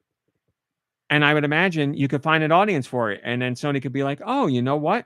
Maybe we don't have to spend ginormous amounts of money and have every game be such a astronomical risk if we make smaller games that don't cost as much and don't need to sell as much to make a profit. But who am I? I'm not running Sony's game division, so I don't know. And again, you got Astrobot, and it's not going to sell all that well. So, But yeah, it's just crazy that they'll take a 2-year-old game and remake it, but there's all these old dusty IPs that they won't touch or resurrect. it's just crazy to me. I think you can sum it, if this rumor of Days Gone is true, I think that's how you can sum up Sony right now. It's like, explain Sony in 2024. Okay, they're doing a remake of a game on PS4 that people don't really want to see a remake of, and that's their plan. Remakes and remasters and of games that came out last gen. That's what Sony's doing. That's what they got for you. It's just so weird. And why would anyone buy this Pro system when they've already talked about the new, like a new system is kind of in the works? Like, I could get it if like you're a streamer because you want the highest quality video content for your stream. If you know, we have a friend who's very interested in the best resolution and frame rates and all that stuff. And I'm not, anybody that wants to get it, go ahead and get it. I'm not telling you you're wrong. Well, you that value friend's that not kind into of stuff. video games for some reason, but they're into the resolution. But yeah, as the standard gamer or PlayStation fan, I have only, the sentiment I've seen largely is people saying like why they wouldn't get it and don't want it. I'm not saying you're wrong if you want it and you do get it, but yes, it's not. I get that it's aimed at a very small portion of the market, but I think it's going to be smaller than Sony even realizes because you don't really have any software there to, like, there. This week alone has become a trend of people saying, look at the comparison in graphics on PS5 and PS5 Pro to show how much better the PS5 Pro is. And the whole joke has been, it's two screenshots that are literally not changed at all. And you watch people argue being like, look at how much better the lighting is in this screenshot, or look at how much better the resolution is here. And all the while, the person who did it was playing a joke. All the while. Because it's literally the same screen. It's not, it was done on purpose, the same screen, literally, because they know people, A, can't tell the difference, and B, would argue about it. So, but, you know, like I said, all of that is the Sony side. We talked about the Microsoft side of people just will not buy the Xbox because Microsoft is not giving them a compelling package in terms of software, I would guess, because it's certainly compelling in terms of price, but not enough for them to jump ship. So Microsoft's hurting. Sony's hurting. Microsoft's really hurting. Sony has troubled waters ahead, and Nintendo is sitting prettier than they ever have. So as long as they nail the messaging on the Switch's successor, I think they're going to be in really good shape. Is it going to match the Switch's sales? Probably not, but they're going to have a very solid system. So I imagine out the gate, the support for the Switch's successor is going to be better than any other Nintendo system we've ever seen, because third parties this time around have really embraced the Switch. They didn't at first right away, but they were quick to jump on and have seen great returns from it. So now I would imagine those companies are going to be like, day and date, we have to be there. At least launch window, they're going to be like, we are supporting the heck out of this. And that's my guess. I imagine Nintendo's going to be able to say like, all these things are coming to the Switch successor because everybody's on board now. Why didn't something similar to that, what you're predicting, happen with the Wii U because of the Wii's popularity?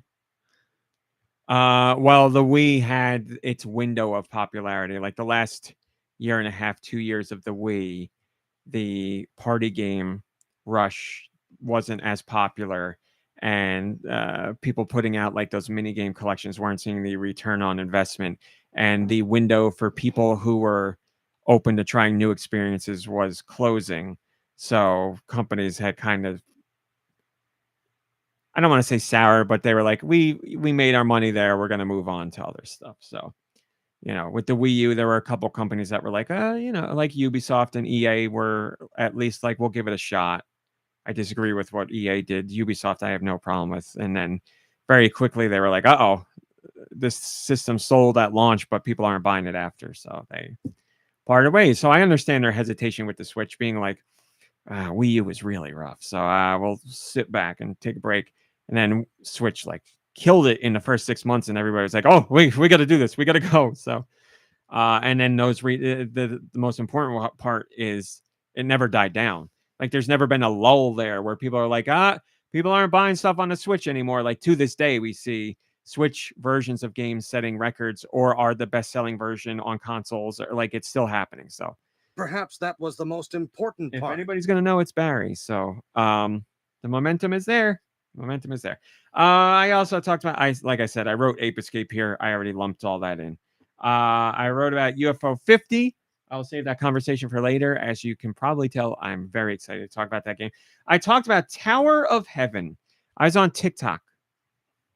I saw a TikTok, some deep fried meme, it doesn't matter, had a remix of a song that I knew from a game. And I was like, it like awoken something in me. I was like, I know every note of this song, but I can't remember what game this is from.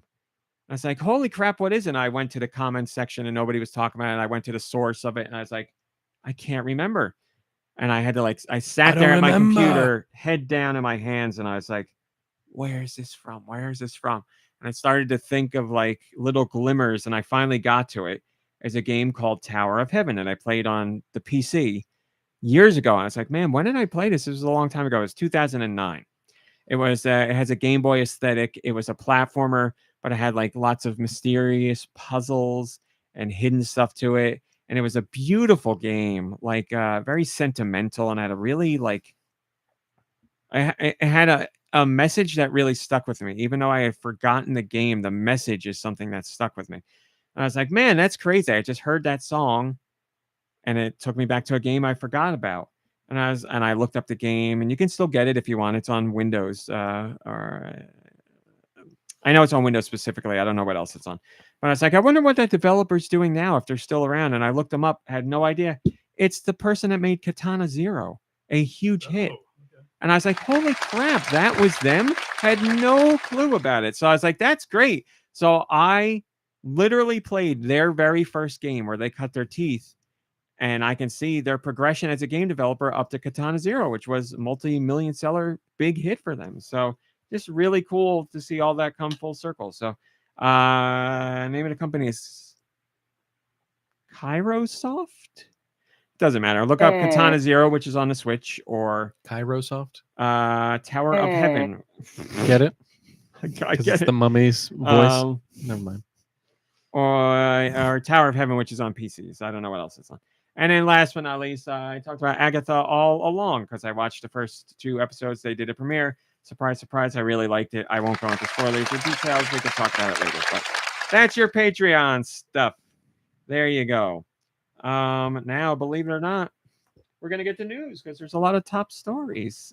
Sorry, I should have given you a bit more of a lead there. Woo!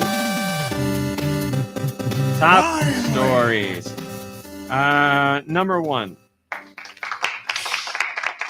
As many suspected and has now been confirmed by Nintendo, Splatoon 3 is on its way out. We have had our 2 years of brand new content, and Nintendo was talking up the most recent Splatfest. It was the Grand Festival that just took place.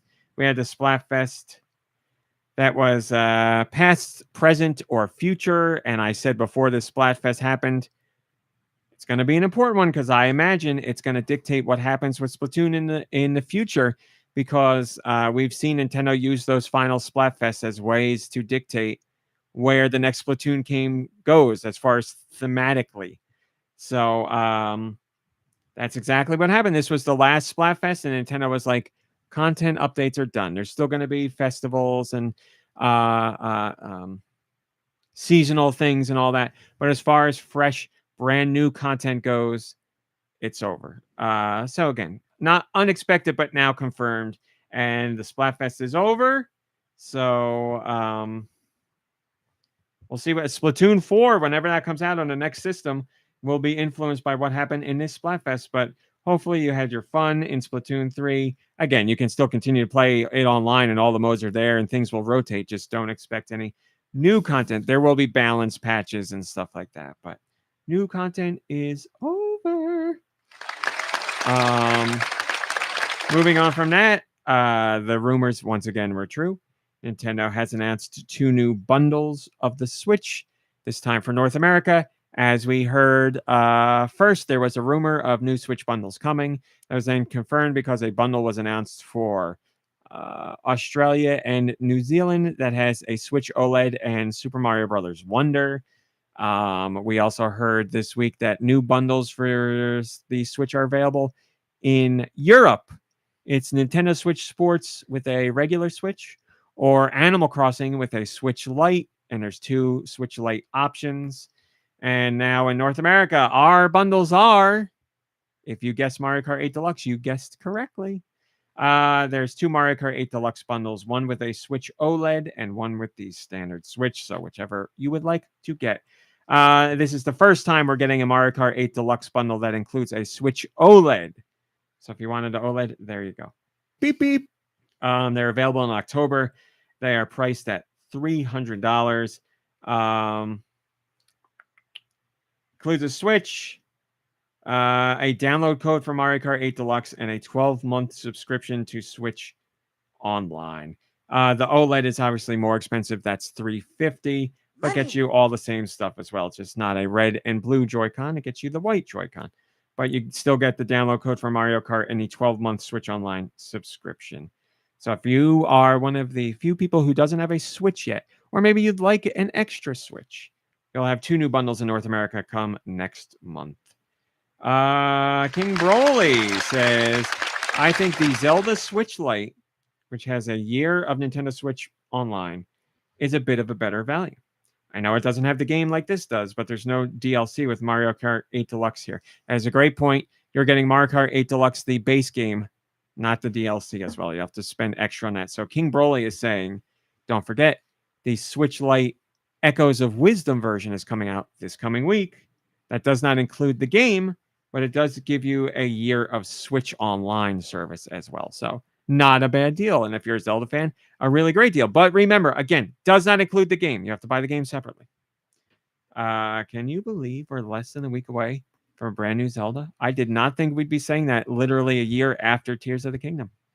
What a time to be alive. Yeah, when Thursday it comes out, or They changed the releases to Thursdays. Yeah, the 26th. man, I am excited.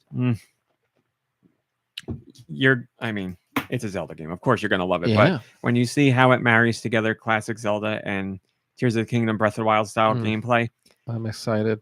And Nintendo's done it again where it's like, asked this question so many times. It's like, where do you go next? Or how could they even do another classic Zelda? And then you see this idea and you're like, of course. Like, of course. How can I not? It's right there. How can I not see that? It always seems like you said, of course. Hindsight. It's like, of course. But when you're thinking about it before it's announced, you're like at a loss. You're like in the dark. You have no clue. And you're like, well, they'll never beat that. I guess it's over for Nintendo. And then it's like, holy cow, of course you would do this. It's like, how could you make a more traditional Zelda and match the inventiveness of the new Zeldas? You're like, that's impossible. You can't do that. And then they do wouldn't this, even and have they're thought like, to do it either. Course. And it seems so obvious. I know. You know, it's like so elementary. Well, it's obvious in Nintendo, I guess. Man, I'm really excited. I also have been successful at not spoiling anything for me either. So other than like the first 2 trailers, I've seen nothing. So you got some great surprises in there. But I've seen everything. But not really. I am very jealous, because there's surprises in the subsequent trailers, and another surprise that was from our hands-on. So yeah, you got a lot. Are you a Switch Online member? Do you live in Europe? Is it September 18th to the 24th? Oh my God, it is. Well, if you're a Switch Online member, you can, at no additional cost, play the full version of Wild Frost on your Switch right now. In Wild Frost, begin each journey with your chosen tribe leader, each gifted with different randomized skills and stats before mapping out your chosen path into the unforgiving frosty landscape. Rescue and recruit frozen companions you find along the way, unearth lost treasures, and spend your hard-earned blings with traveling merchants. The decisions you make and the routes you take during each run help you craft a powerful deck unique to each game, each time you play. Yes, it is a card builder, but it is a very fun one. And it just got a major update. But if you're a Switch Online member in Europe, you can play it until the 24th at no additional cost. So I suggest you do that. It's a banger. Sorry, North America. Sorry, Australia and New Zealand. Not for you. The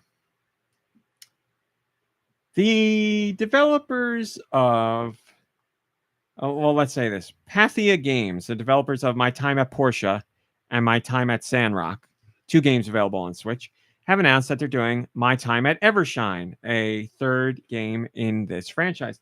They have done a Kickstarter for the game, or they are doing a Kickstarter for the game. I don't believe it's open yet. It is not. It doesn't say when it will open. But it's a 3D open world simulation RPG. If you played their other games, you are familiar with this. Here is the interesting part. They have committed to bringing this game to the Switch's successor. They say if they reach base funding for My Time at Evershine, it will see release on the Switch successor. So it's not going to Switch, but whatever system Nintendo has next, you will get My Time at Evershine on that platform. So back the game. If it reaches base funding and you got a Switch successor, then you're in. Lots of places on the internet have said the first game for the Switch's successor has been officially announced. That's just not true. There's been I don't want to say a whole bunch, but there's been a decent amount of games that have already been announced, confirmed for the Switch's successor by third-party companies, obviously, and not the big ones because they're not allowed to talk about it, but third parties, as far as indies go, have said we're bringing our game to the Switch successor. So not the first by a long shot, but probably the biggest, I would say, probably the biggest one. So when this Kickstarter goes live, support it, and you'll be able to play this game on Switch's successor. Yeah. My mom, big fan of both of these games. She put a lot of time in My Time in Sandrock and My Time at Portia. She loved both of those games a lot. So she's a big Stardew fan. This is a 3D game. Stardew's 2D, but I can't speak to the games. I haven't played them, but my mom, she gives them a seal of approval, loves them. So Is she gonna kickstart? I don't know that she knows what Kickstarter is. Well, that one game that I kickstarted, I'll be lucky if the Switch is still alive by the time that game comes out. That'll be a 2025 game for sure. I would really like it to be time. this year. I would really like it to be this year, but it'll be 2025. I mean, they just talked about it. It'll be 2025. Mm-hmm. I'm sure they'll do the old Switch successor thing. It's Yacht Club. They're going to support Nintendo's next system without a doubt. And I mean, you don't even need to ask them. You know they're going to be there. So I would imagine they'll do it on both systems. And as a backer, you'll be able to pick where you want it. When they are giving out keys, they'll say, "Where would you like?" That would be nice. Yeah, you're not locked in until you make your choice of where you want to play the game. Was asking about Pokemon lawsuits because there are 2 to talk about. Talk about a small one first, and then we'll go right into the big one. You might remember that back in 2021, Pokemon Company was going after a Chinese mobile game company that just decided they were going to make a Pokemon-related game and put it on mobile phones. They were like, yeah, it uses Pokemon designs and art, and sure, we're just going to do it. And obviously, the game got yanked down quickly. But why the company thought they could do this, I don't know. And Pokemon Company obviously sued them. And that lawsuit has come to a close. And surprise, surprise, Pokemon Company won. This company now owes, the developer of that mobile game now owes Pokemon Company over $15 million in damages. So why? Why would a Chinese company think they could do this? Like, why? Just make your own game. It's like you're making a game knowing that Pokemon Company is going to sue you, like knowing that you're going to lose millions of dollars. It's a slam dunk case. There's no way you can get out of it. I don't understand it, but they did it, and now they're going to pay the price. But that's not the big lawsuit. Oh, the big lawsuit is there's a game called Palworld. Palworld. When it was first announced in its trailer, people were like, is this Pokemon with guns? Because the creatures in the game, the pals in the game looked like Pokemon. People were like, oh my God, this is just Pokemon with guns. When the game eventually came out, people were like, oh, the creatures the pals really do look like Pokemon still. but the gameplay isn't really that similar to Pokemon. It's like more like other games, but the Pokemon connections were there. When the game was announced, or everybody's like, Nintendo, Pokemon Company are going to do something. Then the game eventually released, and Pokemon Company and Nintendo were inundated with comments about this game, and they put out a statement. I was like, guys, we're going to look into it. We're going to see what's going on here. If we find anything fishy, we'll do something legally, but we don't know. We don't know. Months and months go by. Whammo, September 19th, Pokemon Company and Nintendo put out a joint statement. And they filed together a patent infringement lawsuit in the Tokyo District Court against Palworld's developer. This lawsuit seeks injunction against infringement and compensation for damages on the grounds that Palworld infringes multiple patent rights. Nintendo will continue to take necessary actions against any infringement of its intellectual property rights, including the Nintendo brand itself, to protect the intellectual properties it has worked hard to establish over the years. So specifically, Nintendo and Pokemon Company say Palworld, I want to make sure I get it right, is guilty of patent infringement. What patents? We don't know. What rules, you sons of bitches? There's been all kinds of speculation as to the patents because both games use a mechanic where you throw a ball to capture a creature. Pokemon Company and Nintendo do have a patent for that gameplay mechanic. Is that what's involved here? We don't know. And I'm so farting mad because so many outlets have been like, if you want to speculate that that's what the deal is, that's fine. Just say it's speculation. But plenty of outlets have not said that. They're just like, here's the patent that they're doing. We don't know any of that. You know who else doesn't know? The developers of Palworld. They don't even know yet. So you don't know, assholes. You don't know. Speculation, go for it. Just say it's speculation. Then there's the analysts that come in and they're like, here's what Nintendo's going after. They don't know either. If they say they're being speculative, then run wild. Say everything. Say your wildest dreams. I don't care. But don't speak from a place of knowing because you do not know. The only ones that know right now are Nintendo.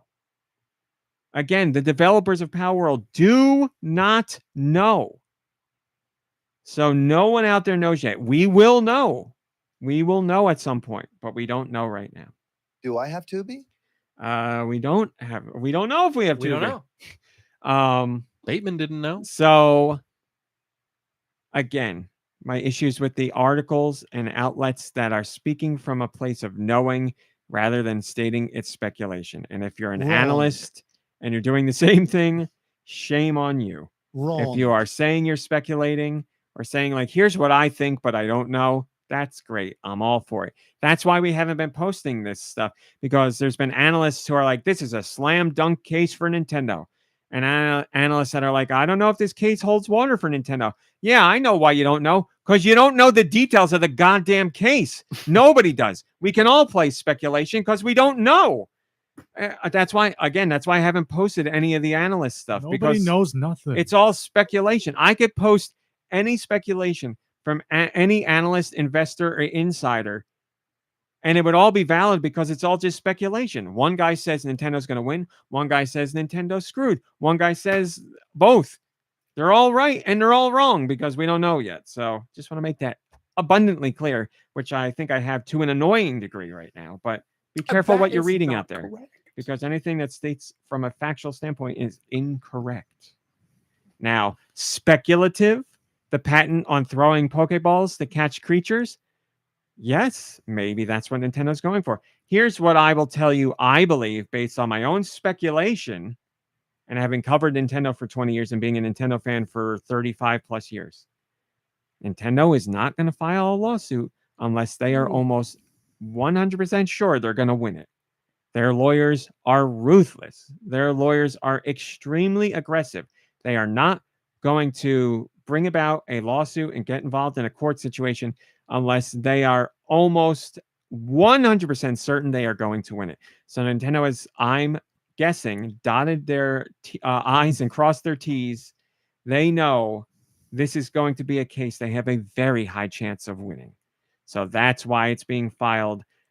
As to my speculation, we don't know that for a fact, but based on what Nintendo has done before and how their lawsuits have worked before and how their lawsuits have played out before, namely the one I just told you about, Nintendo goes after these things in a very smart manner because they believe to a very high degree that they will win. And I've seen armchair analysts that have been like, well, what about this Nintendo lawsuit they won back then? That was, or they lost back then. It was frivolous. It's like, yes, excellent job in pointing out the lawsuit from 1989. From like, it's a different company now. Jesus Christ, people! Like, it's embarrassing. Nintendo has lost lawsuits. They lost one about, I don't remember, and they lost hotels. They lost one about the They tried to stop the Mario porn from being released.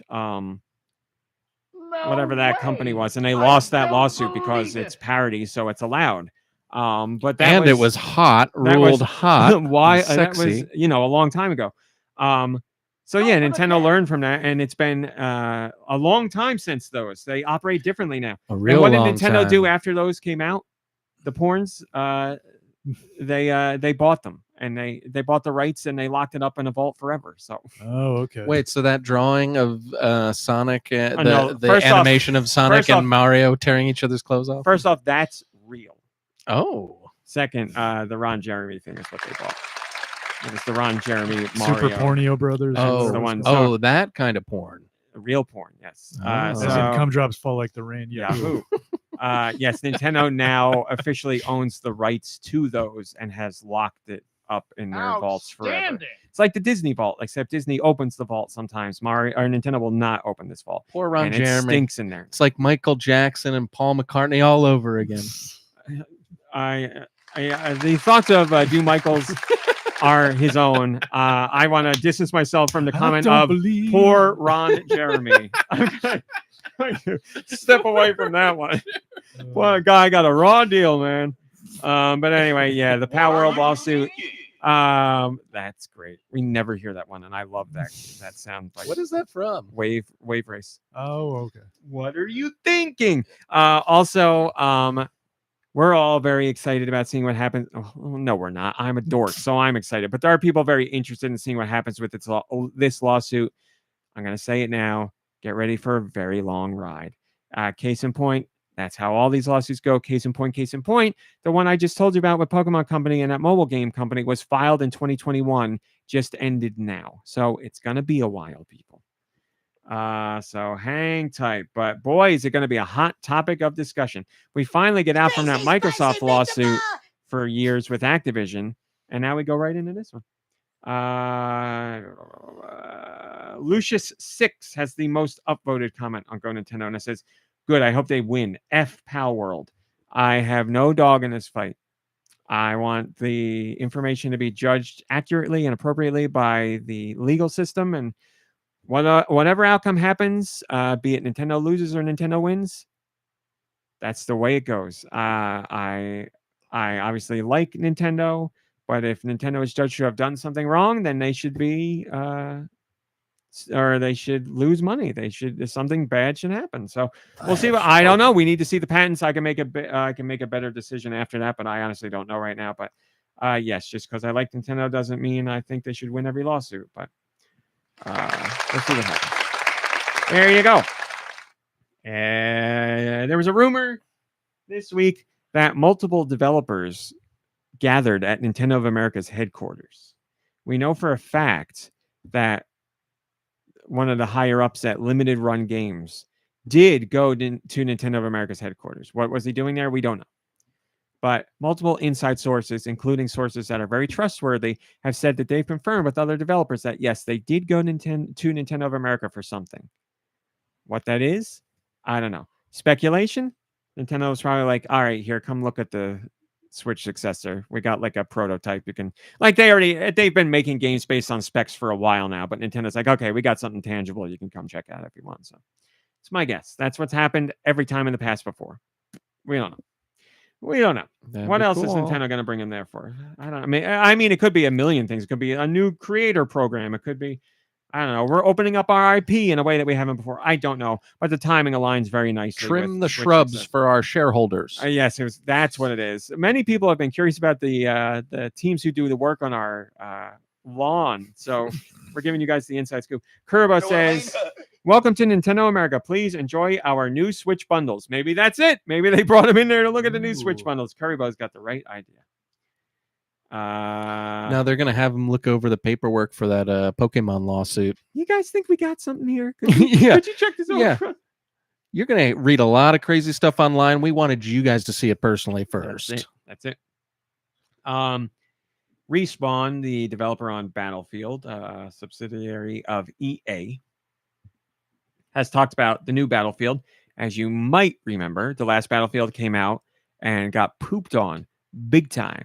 I don't even remember why people didn't like it. B-Field. Do you remember why Battle people were F. so against it?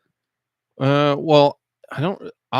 We liked Battlefield 1. Well, I Is played that this- like way? That's like a really old, isn't it? Yes, way old. And I think it was that called 1942? No, it was called Battlefield 1. It was like the World War one. Was it just called Battlefield 1? There was sure? there was Battlefield 1942 with the 2 islands that we played the heck out of, and that was so much fun. And then they came out with Battlefield 1, which was like a World War one. We played quite a bit of that, Yeah. and we had fun with that. Yes. But then I don't know if they jumped into the future, or if they did World War II again or This something. one But we was- never. We This didn't most play recent after that. one was modern, but not like uber futuristic. I played it. I really liked it, and I was like, "Oh, I think it's a shame people aren't playing this one." I don't remember why people weren't playing it. Maybe somebody in the Discord remembers. Discord, I'm so sorry. When I'm doing the news, I hardly get to look at what you're saying, and I feel embarrassed. If anybody can remember, hi Joe Shabadoo, good to see you. Hi Blood Ocean, good to see you. If anybody can remember why people got mad at the new Battlefield, tell me. Hi Turbo, good to see you. Maybe there was like a female character you could play as or something. Solid guess for today's damage, but I'm so sorry. Discord, what I need is a Discord here. I need something else to look at Discord. I'm gonna work on that for next week, I promise.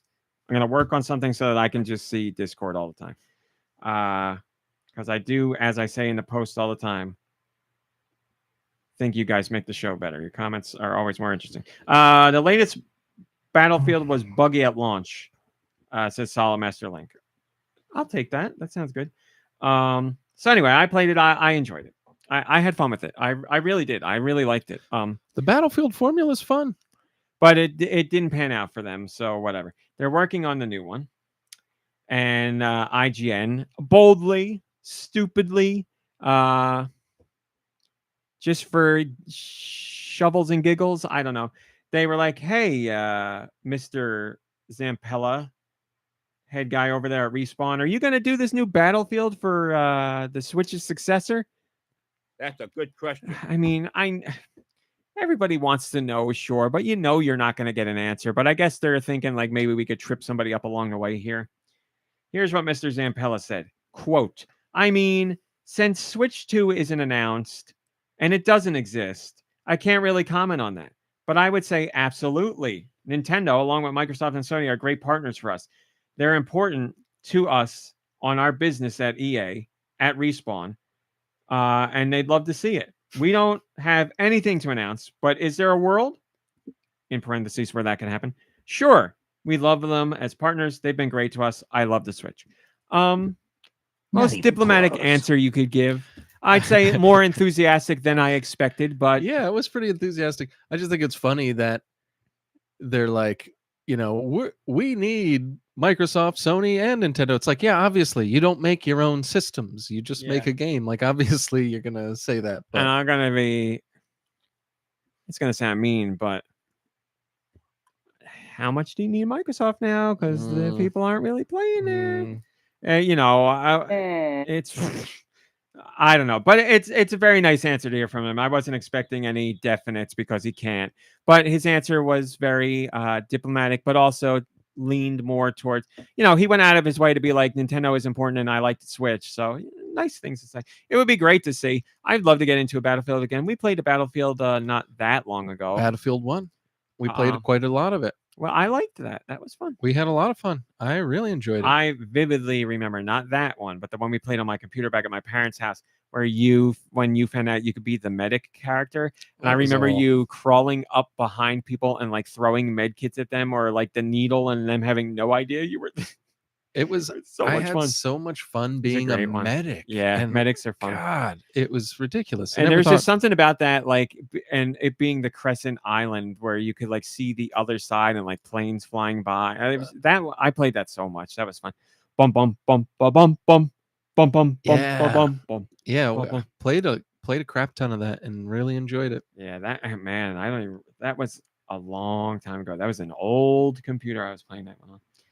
All right, we did that. Here you go. Switch Online has been updated. If you're a Switch Online member, you are, because we're in a family plan together. Kirby, are you in our family plan? I don't For think what? so. Switch Online, I don't think so. because it is filled with 8 people, but I didn't think you were one. So, you are in it. Yes. The Super Nintendo collection got updated this week, and I'll go bottom to top. Bravo. 4 more games are in there. You can have Kunio-kun no Dodgeball Daio Zengen Shugo, which I know is a name that is long and Japanese, but you might want to play it because it is the sequel To to dodgeball. Dodgeball To that Super we never Dodgeball. got. Yeah. That sounds cool. So there you go. If you like that one, it's like that, but better Is that graphics. Trade East? No, Data East or Trade Data West East or and Trade West. or And is it's funny because we're also going neither to of talk about those? Trade West in this portion. uh, Data East is correct. Yes. it is because they did correct. Double Dragon. No, No. or they're not related to Double Dragon at all. Their characters just looked exactly the same. They may have. Now I'm getting confused. They have some sort of association. I'd have to look it up. Cosmo and the Gang is available. It's a puzzle game. I remember seeing this in magazines, but I never played it. Techno's Japan. Solid Master? Tecmo. Oh, Tecmo. Big Run. I've never even heard of this game. Race across the vast landscape of Africa, from Tripoli to Dakar, over the course of 9 stages in this racing game, originally released for the Super Famicom. That's why I haven't heard of it. It was Japan only. And then leading the pack, the absolute banger, one that if you haven't played it, play it, damn it. And it's a Trade West game. Battletoads and Double Dragon. And it is The ultimate. I shouldn't say the team. right. It's, as I would say, the definitive version of it, because you have the NES version, the Genesis version, and the Super Nintendo version. The NES version plays great, not as good as the other versions. The Genesis version plays great, doesn't look all that hot, sound is abysmal. The Super Nintendo version looks great, plays great, soundtrack is the top tier. Okay, so I've played the best version. Super Nintendo, there are games on the Genesis where it came to Genesis and Super Nintendo where I would say the Genesis soundtrack is better. This is not one of those instances. The Super Nintendo is leagues beyond, in my opinion, in this Man, sense. back then they were making remakes and they didn't even realize it. They were like, They put these all out at they the put same them time. all out at the same time, and one Um, was remade better than the I others. played the Super Nintendo one first, and then I rented the NES version because I was curious as to what it was like. And I remember being surprised at how good it was, but it wasn't as good as the Super Nintendo version. But back in the day, I saw this game. It blew my mind because I was a Double Dragon fan. I was a Battletoads fan. I was like, oh my God, together, a beat 'em up with these characters together, Zitz, Pimple, and Ray, and Billy, Bimmy and Jimmy. What more Bimmy. could you want? Have you played this game? Yeah. It's a great beat 'em up. It's a great beat 'em up, but it's also a great platformer too. It's really good. It mixes There's a lot of together variety. the beat 'em up fun of a Double Dragon. Battletoads has beat 'em up stuff too, but it's more towards Double Dragon. And then the level design is more towards Battletoads. It's a really great meshing together. It's a really fun Yeah, I game. remember walking as Bimmy and Jimmy on like a spaceship, and Yep. you're just like, how is this possible? Yeah, Doesn't matter. the space. There's one spaceship level, I believe it's level 5, that is really cool because you're on the outside of the spaceship and you go inside certain portions and beat people up like inside, but you still see it from the outside. It's a really cool idea. And like, I believe there's parts where you jump and there's things flying by you in space and they can hit you and knock you off the ship. It's really cool. But yeah, there's like an isometric stage and a side-scrolling stage. There's a top-down shooter stage. They did a whole bunch of stuff. It's awesome. Really Yeah, cool game. And one of the songs from that game is like to this day is still stuck in my head. Is it the one that goes ba ba ba ba ba ba ba ba ba ba ba ba ba ba ba ba ba? Okay, No, it's not that it's one. the one that goes like dung dung dung dung dung dung dung dung dung dung dung dung do do do do Oh, do yep. do do I know. do do do. That's the I was gonna say this is a tangent, but it's not because it's video game related. I'm gonna say yes. No, I do. I'm going to look it up right now. I'm gonna say it's the second level. Battletoads. All I had to do was type in not even a full word battle, and YouTube is like, you want the soundtrack to that game? You want some of this?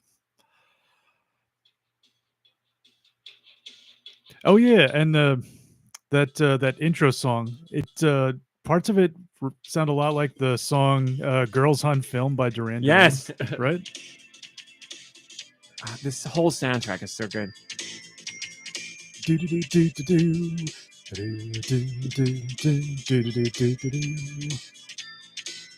Oh yeah. It's just the whole thing's great. It makes you want to dance. I know. Oh yeah. And the lead melody is so good. Oh, it's so good. You know, since I talked about it, let's go listen to the Genesis version. Oh yeah, contrast and compare. Wow.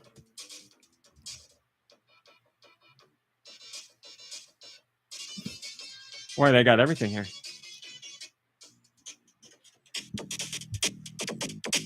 Faster tempo right away. How is this the same song? Yeah, everything just kind of sounds like chintzier. Yes, great word for it. Ugh. Oh no! Come on, not anywhere near as good. Not as atmospheric. Yeah, it loses a lot. But I think I remember the first level song. No, not that one.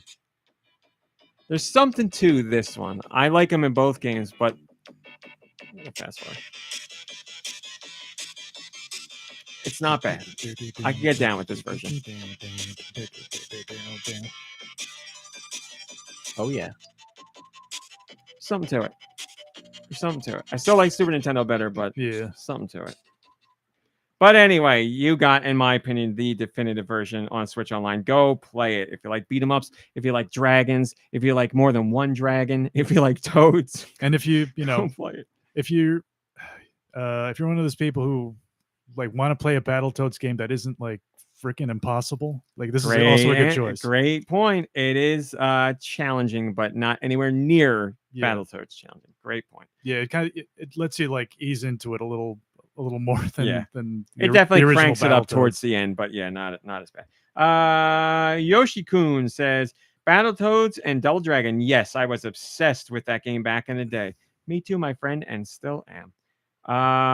Rumor: Switch Successor pictures and specs have leaked. Rumored. Stressing this. It's a rumor. So I'm going to tell you the whole story here as succinctly as I can. Renders of a supposed Switch successor popped up online. So like computer graphics, renders popped up. Then after that, a physical shell for the Switch successor, as in like the casing where the hardware is housed, popped up. I've been doing all kinds of research. My understanding is the 3D renders were fan made. So somebody out there did, you know how it is. There's an uber Nintendo nerd or somebody that hates Nintendo and they're like, I'm going to fool everybody. They make a rendering of a system and they leak it out there and trying to get people to believe that it's real, and it makes its way across the internet, blah, blah, blah. My understanding is the renders were fake fan made. As far as the initial pictures of the shell that came out, my understanding is those are real. So still, I double checked today. There's no definitive evidence saying that the shell is fake. I know there's some muddied waters, but my belief is that is still mostly believed to be true. There is someone who 3D printed a Switch successor based off the computer graphics or the computer design one that I already said. So the video you see out there with a Switch successor, that's 3D printed based on the fan-made design. So none of that is real. As far as the specs, I don't even want to get into the specs. I don't know hardware specs. I don't know if they're real. I can't tell you one way or the other if they are looking real or fake. What I can tell you is they're significantly higher than what is in the Switch, which of course they would be. I can tell you things that are said that I know right off the top of my head, like there's a lot more RAM in the system, and that would be a very good thing. I want to get the numbers. Any news on whether or not it plays Switch cartridges? No, that would be great.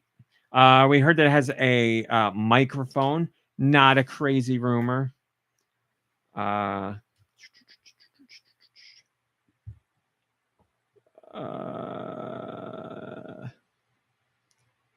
heard that it has 250 gigs of storage. That'd be a considerable leap from the 64 that's on the Switch OLED right now.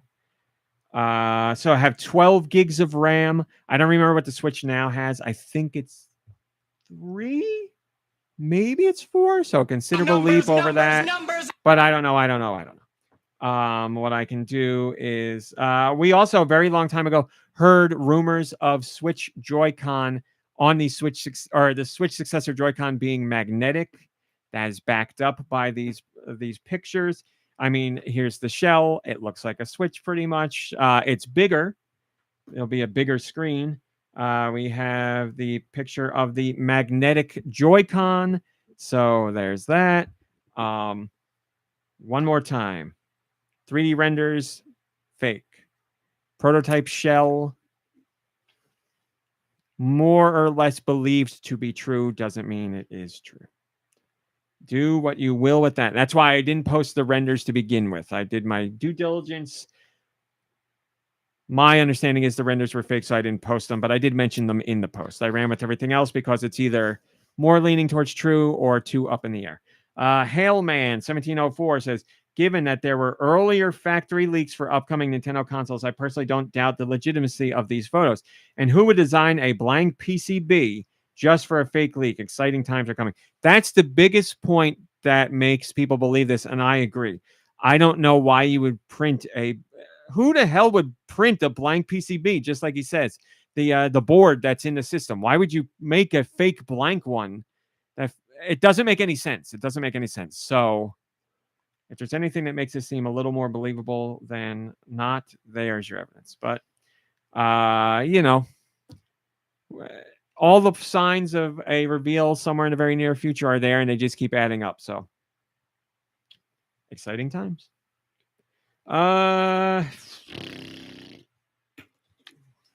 Yeah, we'll do it. I'm going to blow through the North American and European stuff just to get it done. Thank you. Here's out North America. Disney Epic Mickey Rebrushed comes out on the 24th. The Plucky Squire. Anarcade. Arcade Archives versus Battle City. Aura of Worlds. Between Horizons. Beyond Galaxyland. Block Doku. Bloomtown, A Different Story. Boom Slang. Bite the Bullet. Bzz. That's BZZZT. Looks awesome. City Driver, Police Parking Simulator, Classic Racing Pack, Moto Rotor MC, and yes, that is Rotor, plus Rider's Spirits. Coloring Bundle, Coloring Pixels Collection 4. Cricket, Jay's Really Peculiar Game. Desktop Dodgeball 2. The PC 8801 Mark II version of Star Cruiser. Farm It. Ginka. Golfing in Aether. Hashahime of Old Booktown append full screen. Heavy Hand Pixel Tree Forest Fury. Hidden Cats in Berlin. Highway Legends Traffic Speed Racer. Home Safety Hotline. Hunt and Fight Action RPG. Ice Cream Wars.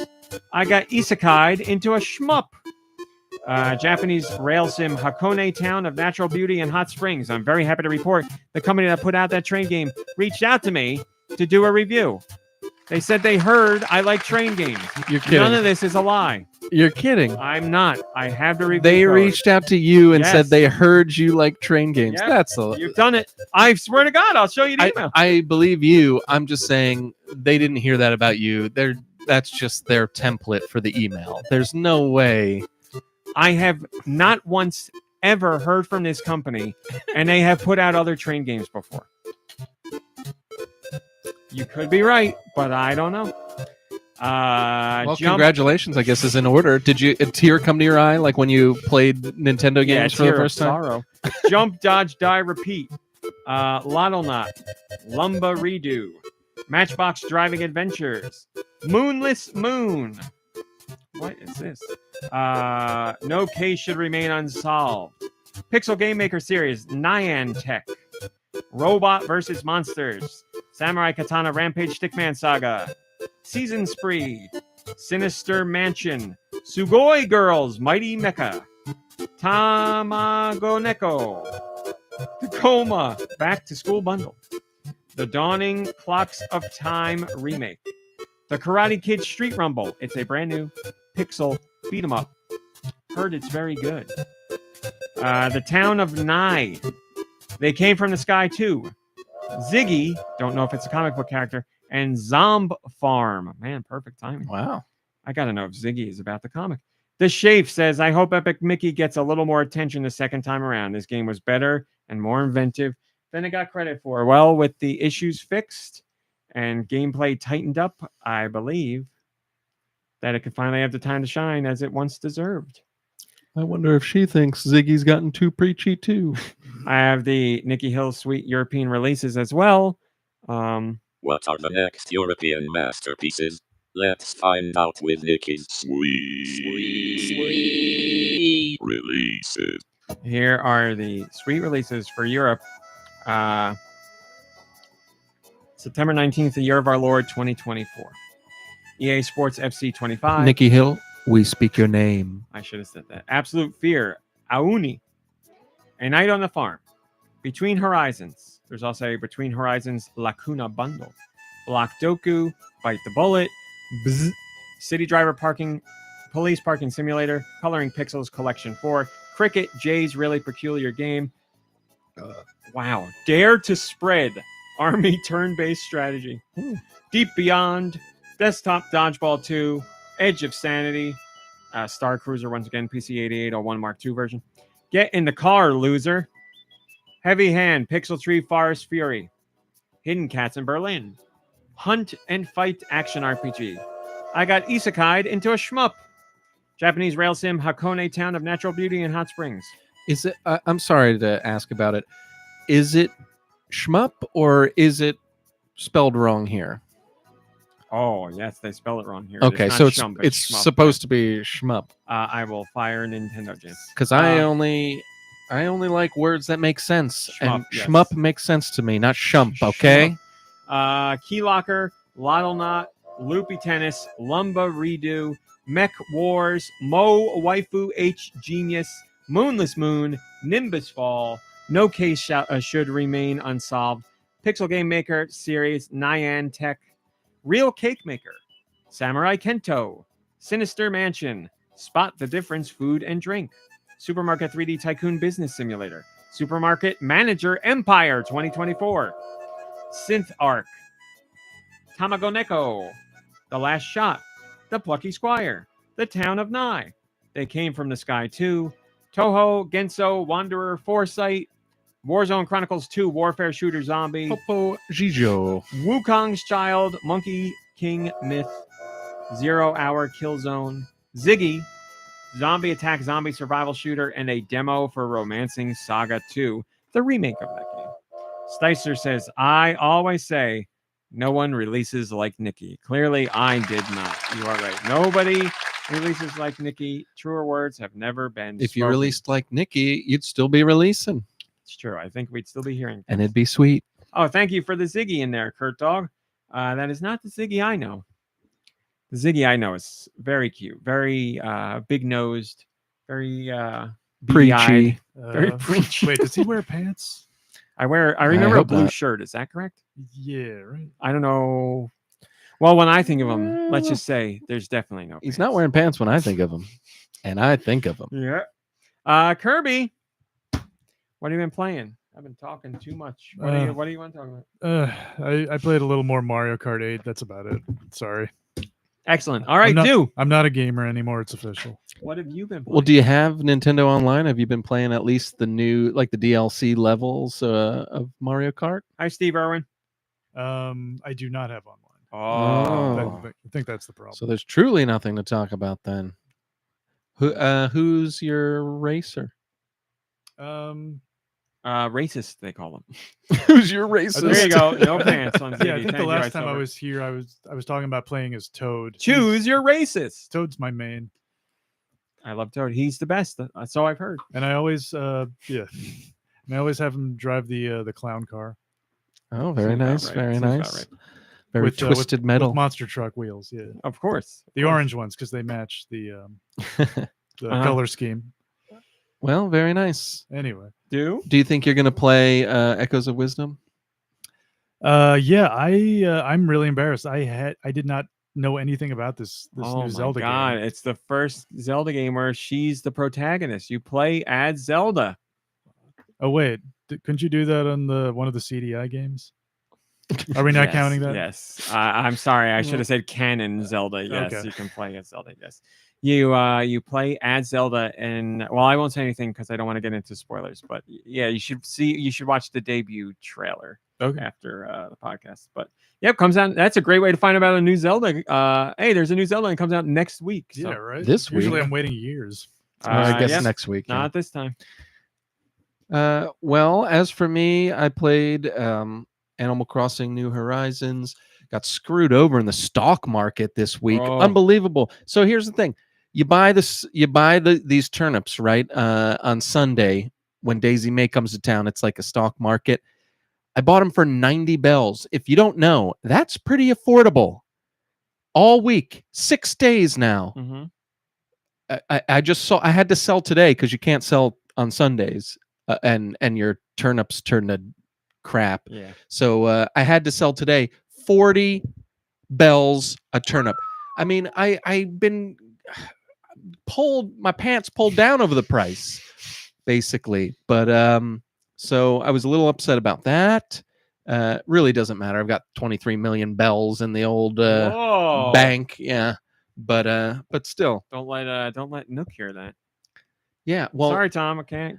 I think obviously he knows because he told his little nephews or whatever, charge this guy, $40 a turnip. Tommy, I got a job for you. Exactly. You see that one human freak coming in here? You know what to do. Yeah, there definitely needs to be some sort of like mafia element to it where you could hire like a mafia rhinoceros to go take care of it. It'd be a real shame if that villager's turnips turned into dust the next day. Yeah. Boys. That would be pretty good. Been playing some Fortnite. Fortnite's fun. I mean, it's always fun. I love all the Marvel things that you can do. I really have fun using the tools, and it's still at a point where each game I have a different loadout because there's not one thing that I absolutely love. Tough, yeah. I love the jetpack. I love the Stark boots. I love the Stark gloves. I really love the Shuri claws. I love all that kind of stuff, and it's so much fun. I keep going back to them. They're just something about the traversal that they allow is so great. Yeah, it's fun. I still preferred the crazy last season, the way the crazy last season was, but this season's still a lot of fun. I find myself put out a little bit more if I don't have some kind of traversal thing. I don't know why. I felt like last season, maybe because of the cars, there were a lot more cars that you could grab real quick and drive around in. They definitely lessen the amount of cars here. So maybe that's why it seemed like I was getting caught out in the open less this season. It doesn't happen all the time, and a lot of times it is my fault when it happens, but like I'll get caught out in the open if I don't have some kind of traversal effect, or if they're really good with the jetpack. I mean, forget it. You're not getting away from them. You're not. Yeah. So some people are really, really We've good all this been season. chased to but the ends of the earth with somebody who's phenomenal with the jetpack. You're like, you shockwave 6 shockwaves away, and then you hear them behind you, and you're like, well, this is where I meet my end. And that can be frustrating, but to be honest, I'm still having more fun with Fortnite than really, previous seasons. So still really enjoying it. This week I found it to be particularly sweaty. I don't know what happened, because like I'm playing with you guys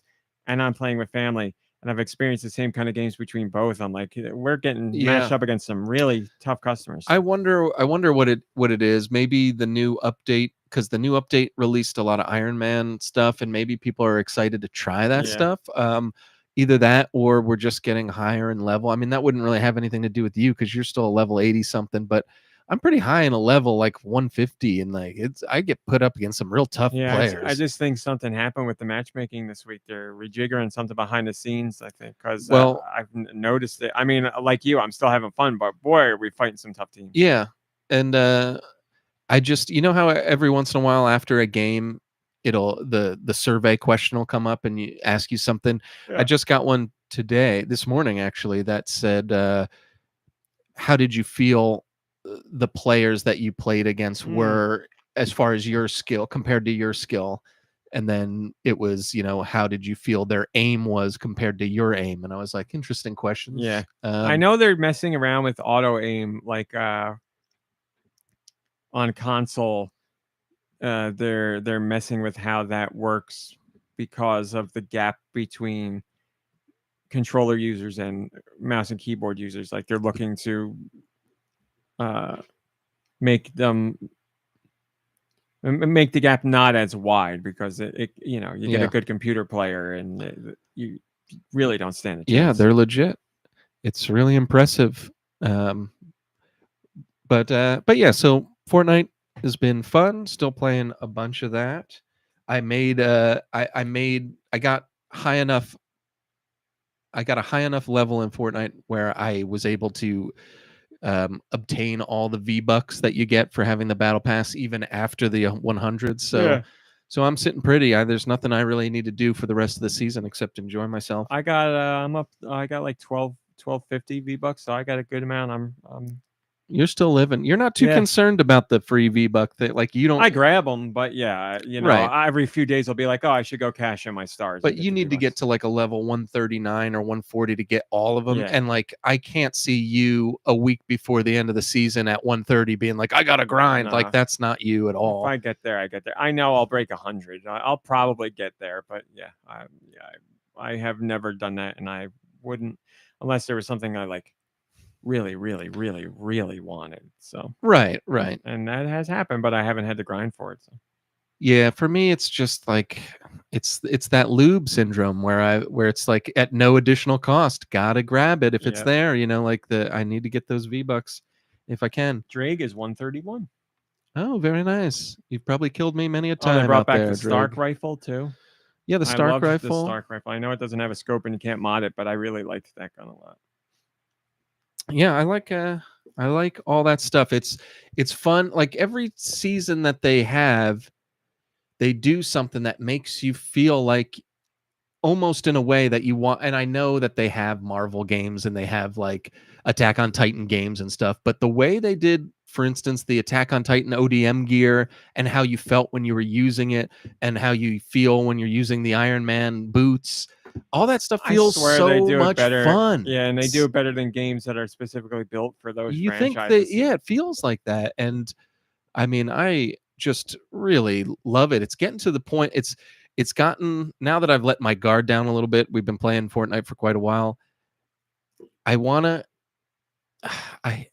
in a way equate them to Nintendo, where it's like every season I don't have to worry. I haven't had to worry about, oh dear, are they going to screw it up this season? Because they've been like really putting out season after season of fun stuff. People say every season's the worst season and they ruin Fortnite. Well, and that's exactly right. I've heard a lot of people crapping on this season too, because it's too fast or it's too whatever.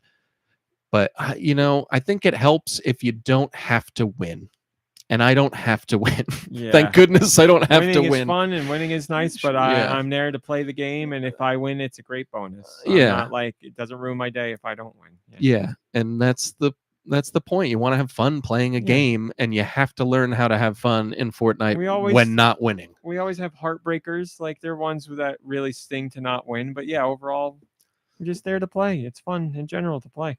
Yep. But yes, when you got to be number one and you got to win, and you always got to look good, then yeah. So yeah, that's Fortnite, and then I've been trying to bide my time a little bit till this Thursday because I'm going to be jumping on Echoes of Wisdom. So I've been looking for like tiny games to kind of get into, and the free game or the no additional charge game this month for PlayStation Plus was Little Nightmares 2, and I was like, this sounds familiar, and I texted RMC about it. Turns out that you haven't played either one, but Nicky Hill has played the first one. Now, when you told me that Nicky Hill played the first one, then I went through my library of PlayStation games, and I saw that I did indeed get the first one at no additional charge at a previous time. Mhm. So I was like, let me start with the first one, and I'll blow through both these games because I'm sure they'll be great. Peace and love. I hope you like the games if you play them. For me, they're just a little too much. They're good games. It's just not my type of game. I played quite a bit of the first Little Nightmares, and it's like is it fair to call it a cinematic platformer? Oh, it's 100% a cinematic platform. No wonder you should have led with that. You asked me. I figured know. you knew. I was like, oh, this is wild. Here's the thing. There's nothing wrong with cinematic platformers. If you enjoy them, congratulations.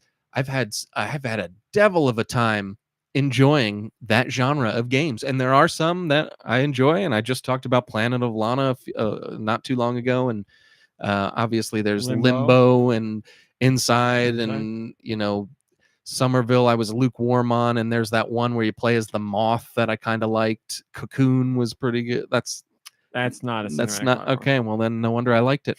But yeah, like, so I don't know. I'm just obviously they're valid games and people like them, and or a genre. But for me, I just don't know what it is about them. Maybe it's because they are like so puzzle heavy, and it's not like say too much. I would guess it's too much trial and error for you. It's a lot of that. It's and that's what kind of, maybe that is exactly what it is, because there's sequences in this game where you've got to, somebody's chasing you or whatever, and you got to do something, and it's almost like a little puzzle to escape. And if you don't, after the first time, it's not as scary anymore because you know what's happening, you know where you have to go and what you have to do. And then it just gets to like, I got to do it fast enough. And then if you don't, then in my head, it's like, well, these controls stink. Maybe if they made a game that controlled like Mario, I'd be able to get out of this situation. So for me, I think it's a lot of trial and error. It's a lot of like, after you figure out what you have to do, sometimes you have to do it over and over again. Sometimes it doesn't save where you want it to save, and you have to like push this thing really slow to this part of the map again and again and again just to like get screwed over. So I don't have the patience for that type of game. Unfortunately, that was my thing. That's why it's I added just this a me world thing. or Another World hurts you so much because not only was it's a very early example of that genre, but it's particularly punishing with that stuff. Yes. And so now here's the thing about Little Nightmares. The atmosphere is like great. I mean, it's real creepy, looks real cool, music's good, it gets you into it. It's like a creepy thing. Like, it definitely nails what they're going for. But it's just not my cappuccino. And I did in weird do fashion start playing the second one. I was like, you know what? Because I read a lot of stuff online, and most people like the first one better, but from what I was reading, it sounded like Do would like the second one better. It sounded like they improved on a lot of things or whatever. Now I started playing it. I did like it a little bit more than the first one. It was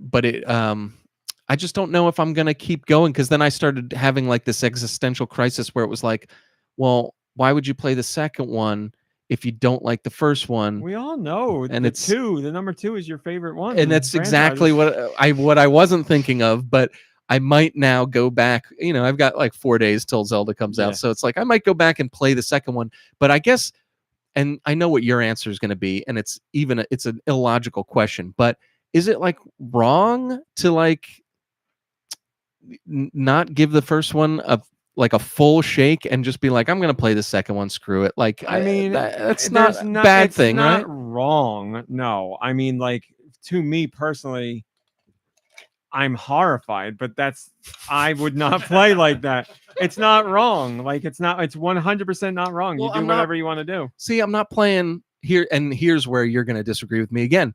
I'm not playing like The Last of Us 2 over 1, where I don't know what happened in the first one. Like Little Nightmares, is there really a story in this? People, That I'll push come back on, harder people. on. Yeah, that I'll push back way harder. I mean, like, 'Cause yes, You literally don't know. I don't know. Yeah. So But you've decided because you're not really feeling it. You're like, really? Do I gotta? Like, exactly, do I know? like, Yeah. is there really something? So yes, it's wrong, but I was Yes, that I would enjoying. say is wrong. But I was enjoying the second one, and it was better in every way for me.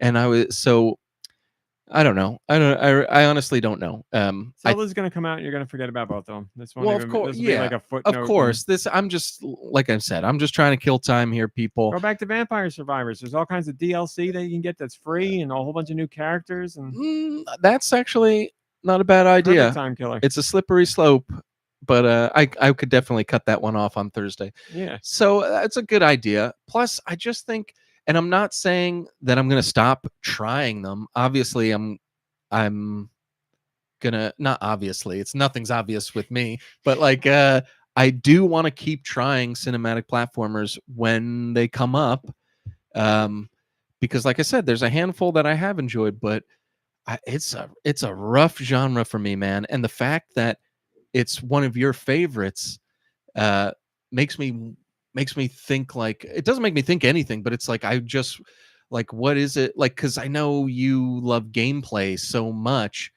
and I find that a lot of these cinematic platformers, the gameplay is like very clunky, and I know that's not the point. Yeah. The point is mostly puzzles or story, but man, I just find them to be very frustrating, to the point where it like hinders my enjoyment. I mean, I don't think you're crazy for finding them frustrating. It would be like, do you like platformers? How about if everything was slower and more cumbersome? Like, that's a cinematic platformer, but the focus is more on story and mystery and exploration, which is what I like. But I find something pleasing to the idea of learning the controls and working with them. Like, I get satisfaction out of that feeling. But I've played cinematic platformers I don't like, and that's usually related to the story or the setting. So, you should I mean, add it to the list. I'm sure it's already on your list, but Little Nightmares. you should play Little Nightmares, Yeah, because it doesn't tell you a single button. You've got to, and like, look, there's not a lot of actions you can do, Yeah. but like, just tell me at first what buttons to hit, please. I don't want to guess what button grabs the chair in order to drag it from one end of the room to the other. Just tell me real quick. Tell me in the first room, and then I'll be good. I just find that so frustrating. You're not like, solving a puzzle by finding out what button does what. Like, that's literally video games 101. The A button does this, the B button does that. Just tell me that. Again, I'm getting a little more heated about this than it needs to be, because again, it's simple gameplay mechanics, but it's like, Yeah, I mean, come like, on. and to be extra fair, like, that really didn't become a thing until like the 16-bit days, and like halfway through the 16-bit days, because we were getting controllers with more buttons where they were telling you that. Like, much of the NES era and the beginning of the Super Nintendo Genesis era, it was just you picked up and played. And then on top of all that, you were playing a platformer, so you expected this button will be this and that button will be that. So yeah, I just need to work with me, people. Roth, I've seen that game, and I honestly forgot that it was on the way, but I've been interested in that one. Yeah, I'll have to add it to my list. He's talking about Hannah. It's going to Steam.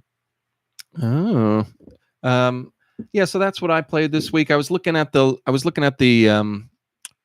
Prince of Persia Lost Prophecy DLC. I think I'm a little too far out of that game to hop into that DLC. So I sided against it. But yeah, I don't know. I mean, it's another one of those do-isms that's like a mystery. It's like why didn't they give me the entire game when I bought it? I don't like this DLC crap. But then it's like I liked the game so much, why wouldn't I want more of it? So why do I pull myself in all these directions like I'm being pulled apart by horses, and the horses are like, "Hey man, we didn't want to do this. Well, You're making us do this." Now we know why. And there's a common thread between both. You don't like cinematic platformers for a bunch of reasons, but they don't tell you controls and you have to figure it out. And with Prince of Persia, you would have to relearn the controls to get back into it. So you're out. Yeah, I'm out. But well, anyways, thanks for listening. It's a daily process with me trying to just like a weekly therapy session and a daily struggle. Yeah, just trying to be more positive, like in general. It's okay that I didn't like Little Nightmares. It's okay that I didn't play at all, the entire thing, and still had a judgment about it. I think what's important is that I can talk, like an adult about it without, resulting in kind of bashing it, because it isn't a bad game. There is an audience for it. There's a lot of people that I think would really like it, and there are things that I liked about the game, but it just wasn't enough for me to keep on going. So thank you very much for listening. I appreciate it. And RMC, talk about what you played. Thank you very much. I will. I played more Fortnite, not as much as I wanted to, but I played and had fun. Like I said, been struggling a lot with some tough teams. Had a couple wins this week, though. As Deux was saying, I love the Shuri gloves. They let you scratch people, but more importantly, they let you run for very long distances, and they let you do a dash through the air that negates fall damage. And I love it. They're just lots of fun. I hate to cut you off, but I saw this TikTok today of a streamer who showed that he had the jetpack, he had the boots, and he had the Shuri gloves. And he used the boots to shoot in the air. Then he used the Shuri gloves and the jetpack to keep going. And then the boots recharged by the time he lost his stamina, and he kept doing it. Wow. He was 7,000 meters above. Apparently there's no like top to the skybox. Yeah. So he was 7,000 meters above the map. You could see the map below him as a square, and he could see all the other islands from the other seasons. Like, I'm surprised it was crazy. Haven't capped it at some point. And yeah, Blood Ocean, enjoy the movie. I mean, he got way up there and like he couldn't even see the storm. Like you couldn't even see where the storm was, and he ended up dying in the storm. But it was the craziest thing that I'd ever seen, because I just thought there was obviously a cap on how high you could go. And anyways, thanks for listening to that. I have not seen that, but that combination sounds like a ton of fun for screwing around anyway. I wouldn't have wanted to fight people, but to mess around with. It was amazing for screwing around, definitely. So I played that. I played more Astrobot. It's very inventive and fun and whimsical and really well built and innovative for a platformer, and just it's everything you could want from a platformer. I played one level in particular that was really interesting. It's a level where you can there's certain levels where you get different abilities, and in this one you get a mouse ability that lets you shrink down, so you run around in the same world, both big and small, but the way you get to explore it when you're small is just really awesome. Like there were a whole bunch of moments in the game that I was like, oh, that's great, oh, that's a ton of fun, but this one I was like, wow, that was like really something else. So that was the standout level for me, but overall just a fantastic game. And you downloaded that? Yes. You're not like being precious about physical games, it seems. Nah. It's got to really, really mean something to me. I'm not gonna trade in my systems. You're not gonna replay them anyway. I guess the point. No. Well, your point is you could replay them because you're not trading anything in. Yeah. But like, I guess the idea with you is also that you're not going to go back to these games. Ideally, probably not. Very rarely. The only time I would go back to them is for like other people. I'd be like, play it. You got to try it. But yeah. I had been meaning to check out Yars Rising because I was interested in the idea. I like Metroidvanias, and I'm a big fan of Way Forward, and that's the company that made this with Atari. And then I read this article from the New York Times, and I was like, what is going on here? And I was like, I'm going to make it a point to get started on this. So I played an hour and a half yesterday on the treadmill. It's really good. I got no clue what this guy's talking about. Like I said, this guy from the New York Times, his comments on it were very off compared to what most of the press was saying. And I don't like that he lumped UFO 50 and Yars Rising together. It's almost like he talked about one just to bash the other. It's weird. It's weird. But all I've seen is like, hey, guy, like other press members I've seen say, hey, Yars Rising came out.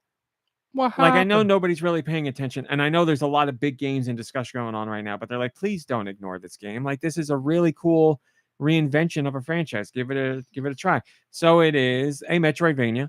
Yars Rising was the little, I guess you call them bugs, like the little bug where you fly around and there's like the rainbow wall and you have to shoot the bug on the other side and blow it up and blah, blah, whatever. Like very old school kind of arcade game. And Yars Rising is a Metroidvania where you play as a girl who works in a company that she's like, basically during the day, she works there and makes her money. And at night, she hacks the system to like steal code and like, she's like a digital Robin Hood, basically. But the company finds out what she's doing. And so they send the bugs after. So it's a Metroidvania where you crawl around through vents and walk through different parts of the building. But when you get Shadow to elevators, when you get to elevators and doors and other things like that, you have to hack them open because you're breaking into the building. And when you go to hack, it's an updated version of Yars Rising or Yars Revenge. So it'll be like one of them will be like kill the bug on the other side or eat away the energy field and destroy the bug on the other side, or destroy all the bugs that are in here and they're flying around in weird patterns. Or like just so it's like a little. It's like if they took Yars Revenge and like WarioWared it and turned that into the hacking mini games. And they're so much fun. It's really cool. And you can get like perfect. You get some of them and they upgrade your abilities as the main character. So she can shoot a shot that goes further, or she has like something that lets her hack through certain doors. She can like eat the energy of, there's like energy field doors and she can put her hand out and like suck up the energy to make the door disappear. It's a good, it's so far, it's a very good Metroidvania. It's by the numbers, Metroidvania. It's like, you know, you're in the zone where you got to sneak around. You're in the zone that's filled with water. You know, it's nothing you haven't seen from a Metroidvania before. But the setting and the way it plays off of Yars Revenge and innovates on that, like the little hacking game, and then back to Metroidvania, and then a little hacking game, and then a Metroidvania where you got to tiptoe around and step back into the background to hide from people. And like, it feels really fun to play. It's good. Like, I only stopped last night because my walk on the treadmill was over. I'm like, if I was sitting down playing this, I would keep playing, but it's not the same. It's not. The original wasn't a Metroidvania. It was. No, that's what I'm saying. Like the hacking mini games take all the elements of the original game and turn it into new experiences. So like, yeah, like the hacking mini games kind of look like that. That's a screenshot of the original game, but it's gussied up. But you're like doing it to hack. It's like a little challenge in a time limit. And this is on Switch, this game? Yeah, it's on everything, but I'm playing it on Switch. Are they charging? I don't know. I would guess $30. Probably, if not less. Watch, it'll be like 50. But it's a really fun Metroidvania so far. And on top of that, it's got the Way Forward signature style of, we don't have to do a lot of stories or fun characters here, but we're gonna offer something.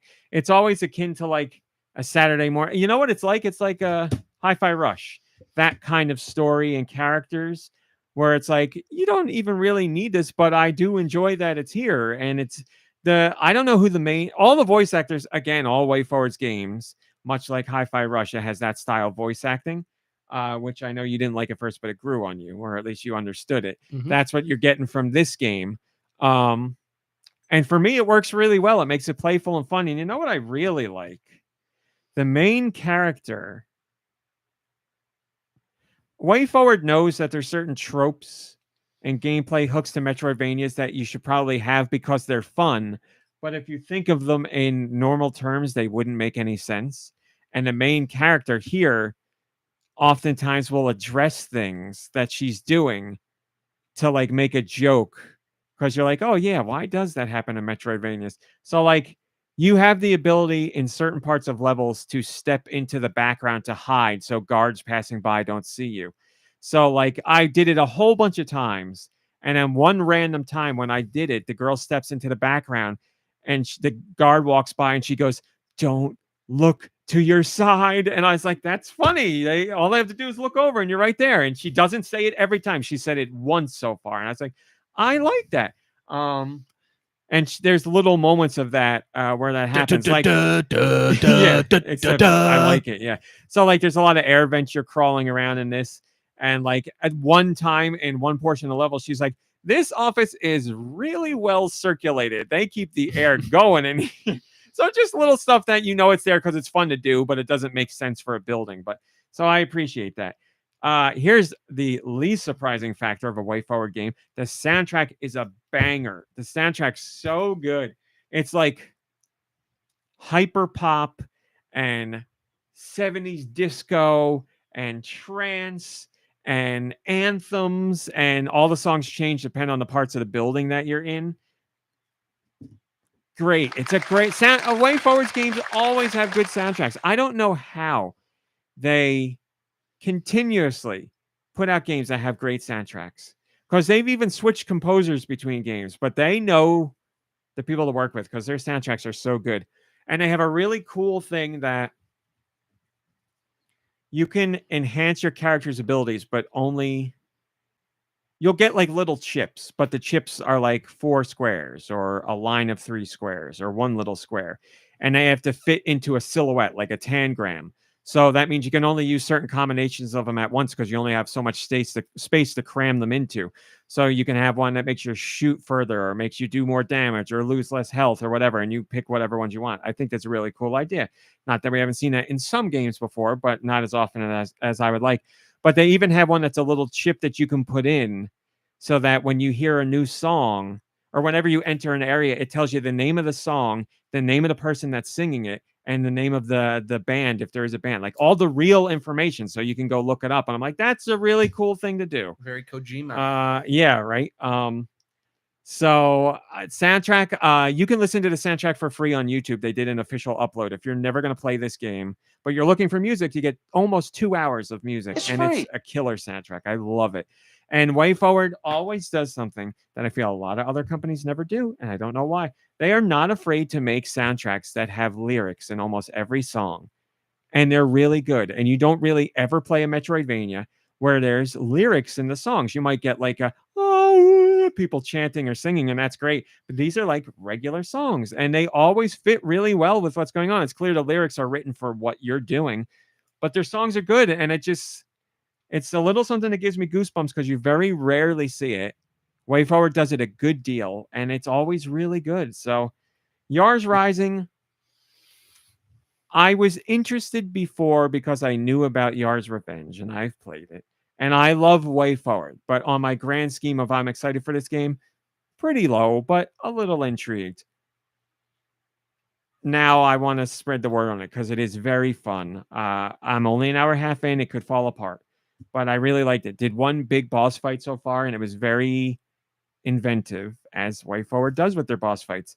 It's one where a boss, like, at first I didn't even know how to fight it, and I had to figure it out. It's one of those boss fights where it jumps into the background and does stuff and comes at it's a fun boss fight. So it's a fun story. It's not an amazing story, but it's a fun story. The voice acting is good.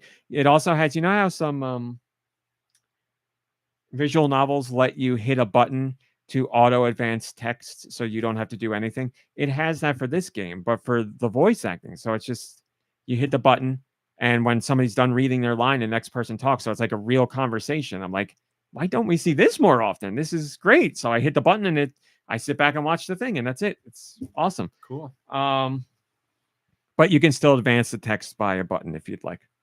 So yeah, Yars Rising. under the radar for sure.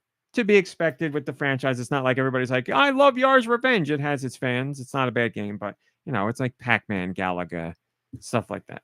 But well, if you're a Metroidvania fan, if you're a Way Forward fan, if you like games with really good music, I would suggest checking it out. It's good so far. It's good. I'll check back in. I'll do a review when I'm done. But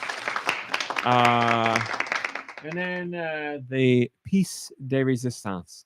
I don't remember if I talked about this on the podcast. Did I talk about UFO 50 last week? I don't think so. I've been waiting 7 years to play UFO 50. It got announced 7 years ago. Obviously, it was supposed to come out much sooner than that. 7 long years. It's made by, I don't remember. It's like 50 games to work on. That's true. It's Derek Yu and other people. Derek Yu is the guy who did Spelunky. Oh, okay. Excellent developer. So as I mentioned earlier, this is only on PC, by the way, for now. I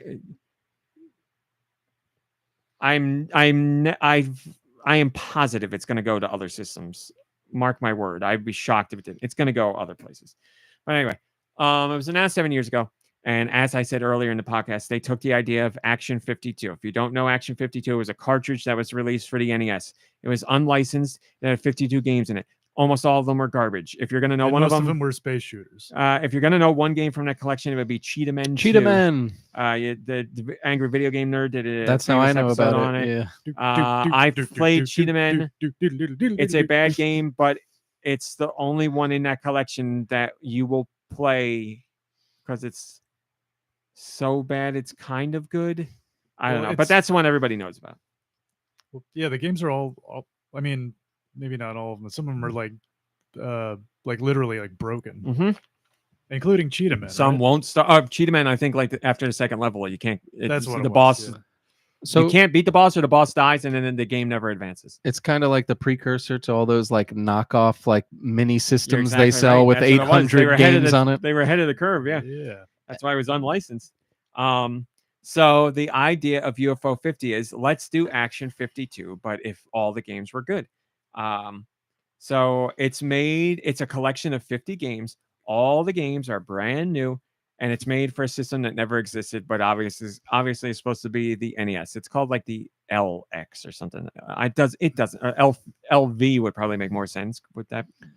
Was it just the main menu screen is kind of like this is like a fun arcade system that you never saw. So alternate universe, these the main 50 games. When you first start up the game, it's like it's an arcade system. So it's like a whole bunch of text and like credits and everything. You hit a button, it gives you a little animated intro with 2 characters that like introduce UFO 50. And then you hit a button and it takes you to just a big screen with basically cartridges for each game. And the games, you highlight the game and it says the name of the game underneath and you go in. And I've just been going through them as they are ordered on the screen. I don't even know if I've played 25 of them so far. I'm over 20, but I might not be at 25. If beating all these games? No. Some of, I mean, it's a whole range of genres. So some you can't technically beat. Like some are just like one's a puzzle game where you get the high score. Now there's little like cards for each game that have information about the game, but they'll be like, here's how you can challenge yourself, get 50,000 score and you'll get a little trophy or something like that. You know, some games don't have an end, like real games, you know what I mean? Yeah. But some games do have a definitive end, but they're all different genres. If UFO 50 isn't nominated for Game of the Year, there is no justice. People will in die. This industry. UFO 50 is a collection that shows everything that's wrong with the majority of the game industry right now. Because Sony can't put out a game to save their life that's new. In any way. And this game, I know it took 7 years, but it didn't take $400 million. And there are 50 games in this. I haven't played all 50. Every single one I've played is at the very least very good. And they're all so inventive. There are a couple that are clearly inspired by other games. There's a game that is very much inspired by Bubble Bobble, but it has some different elements to it. You're a kid that kicks a soccer ball into enemies, but the stages move the same way. Like you clear out a stage, you pick up the food, you go to the next stage. But there's more to it than that. There's like physics in how the ball moves, but it's very obviously bubble. But the majority of the games are their own thing. And I have never seen this amount of innovation or ingenuity in a game ever. And to think that they did it 50 times over for 50 new games. I can't imagine what it was like to feel like working on this game, because you're like, we're going to put our heart and soul, our blood, sweat, and tears into this one game, and then we're going to do it 49 more times. Like I don't know how they did it. Like it's such a labor of love. And these games, when you play them, like, does it look like the NES? It's like 8-bit graphics and stuff. It looks like the NES, but it looks better than the NES. It's like you know what I put it at? I put it at like very late stage NES, when like they were doing like when they were really pushing what the NES could do. But like they're doing things, they're fudging it. They're doing things the NES couldn't do. It's close enough that you're like, this is an NES game, but there's shadows and lighting that. Yeah, I don't It's need not it to look possible. identical to. Yeah, an NES no, game. and the art styles in the games are what really matter. It has they have a very strong art style in all the games, and it's not the same. There are some that are very on purpose evocative of games that they were inspired by. So there's some that are not as detailed as others, but like there's a submarine game that it's basically a Metroidvania submarine game. But your exploration, well, I guess it's just like a Metroidvania. You're a submarine and you have a fuel tank. You can only go as far as your fuel tank will get you. You have to get back to the base to refuel. So you go out, explore a bit, and come back and refuel and go out and explore a bit.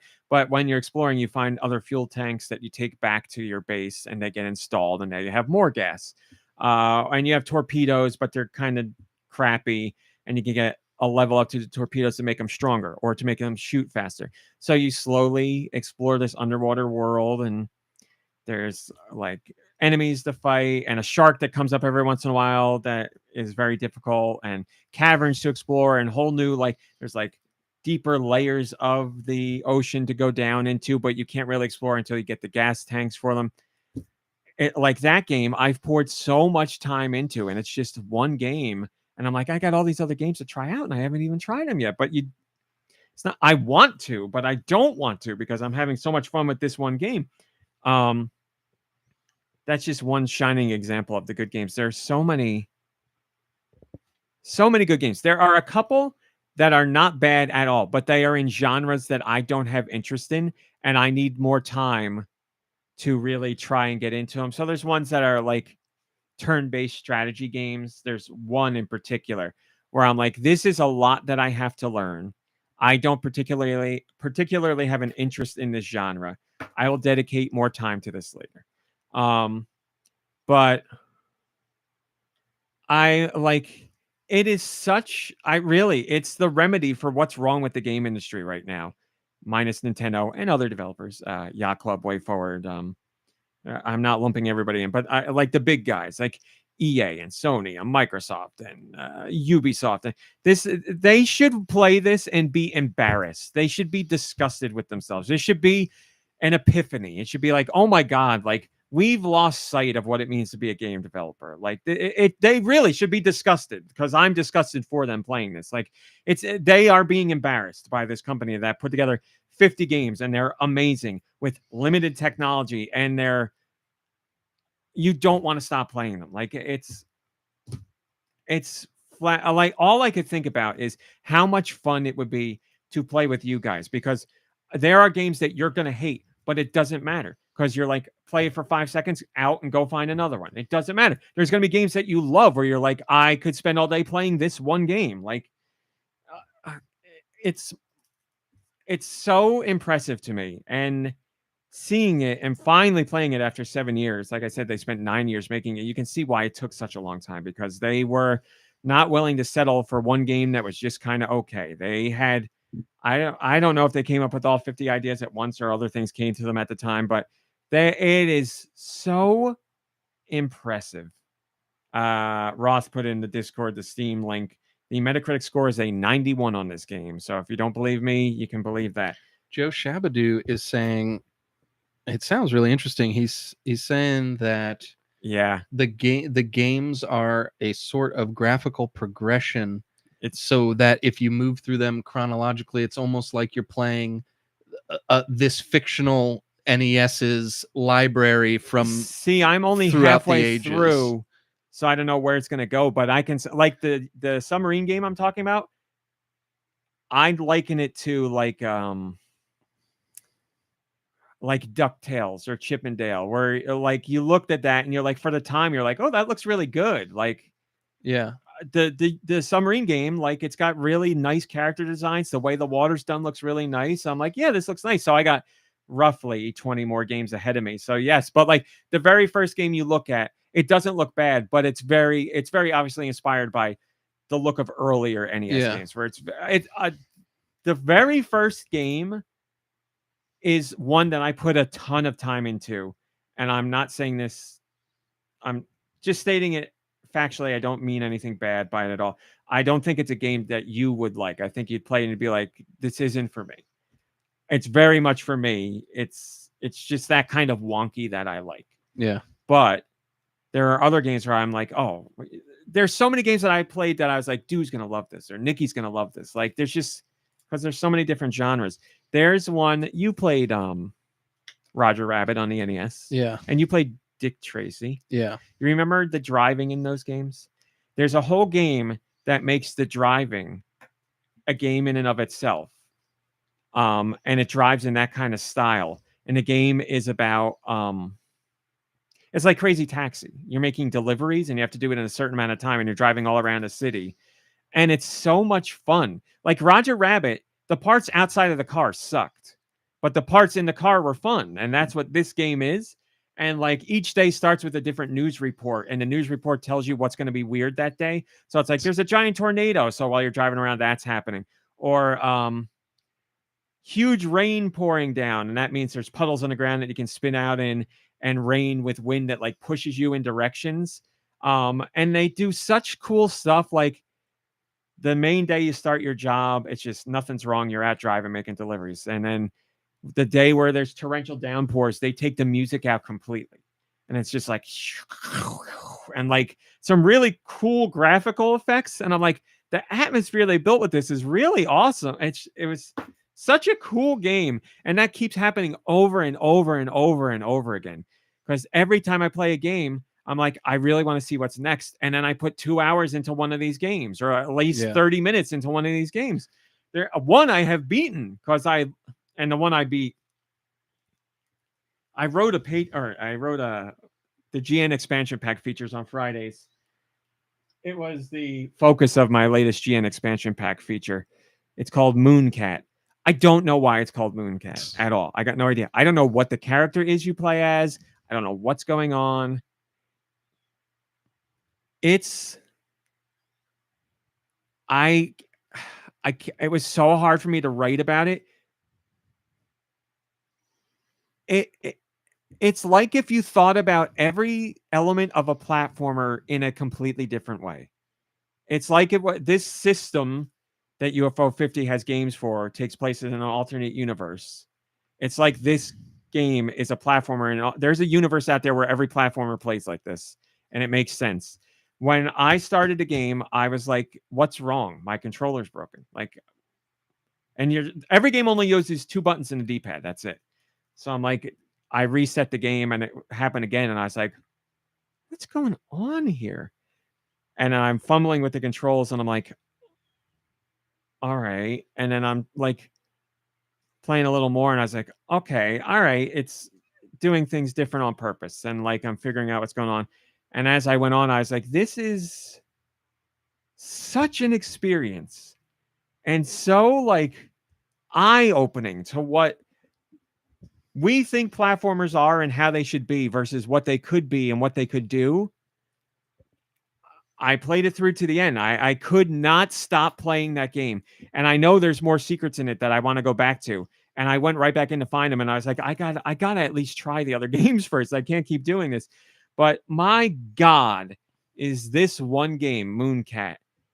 It's going to be one of those love it or hate it games. But I went around the internet after I wrote my piece to see if anybody's talking about Mooncat, and I went up on threads on Reddit and other forums, and it's very much that, where people are like, Mooncat is the best game in this collection and the best game I've ever played. And other people are like, I quit Mooncat in 30 seconds and I'm never going back to it ever. So if there's a sweet spot in there for somebody to feel both of those, I hope that's the case, but it's going to be one or the other.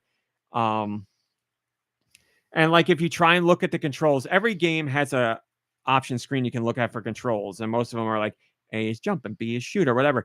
And in this one, it says A, X, up, down, left, and right are move, and that's all that it says. So it's not purposefully not telling you anything. You have to figure it out. But I was telling my mom and my sister about it because they both play games, and they came over and they were going through the collection and liking a lot of the games, but they both played that one, and they both were addicted to it like I was, and they didn't want me to tell them what to do. And the fun of figuring that out and then playing the game, they felt it just like I did. There's another game. I almost wrote about it. I can't remember the name of it, but it's one that I would be shocked if you didn't love it. It's so inventive and it's so good. It's a little guy. I'm listening. And the only objective is get from the beginning of the level to the end. He can jump and he can run. Cannibal. I played it. It's a platformer, but it's like, oddly enough, it kind of looks like Cannibal. It's a platformer, but it's like your guy's very small on the stages, but kind of like Lemmings. It looks similar. Mm-hmm. But you have three, outside of moving and jumping, you have three abilities. You can explode your guy, which blows up enemies or brick walls. You can turn yourself into a stone, which you can stand on top of. Or you can missile, like you're like an arrow and you stick in a wall to make a platform to jump onto. You have 20 lives at the beginning of the level. You have to make it through a level with that amount of lives. So like if there's a wall you can't jump over, you got to either make a stone guy or make a arrow guy, and then you're down to 19 lives, and your next guy comes in and you climb, and you have to do that. And there's icons that'll say like 3 or 5 or 10, and that's a chance to get more lives back to add to your tally. And whenever you make it through the level with, you go into the next level with that amount of people. So like I beat the first level eventually after learning, and I had 18 left, and I got to go to the next level, which I haven't done yet because I wanted to try the other stuff, but it was so good. And I was like, I've never seen anything like this. This is so smart and so much fun. It's got a great song in it too. I don't know how the rest of the music is.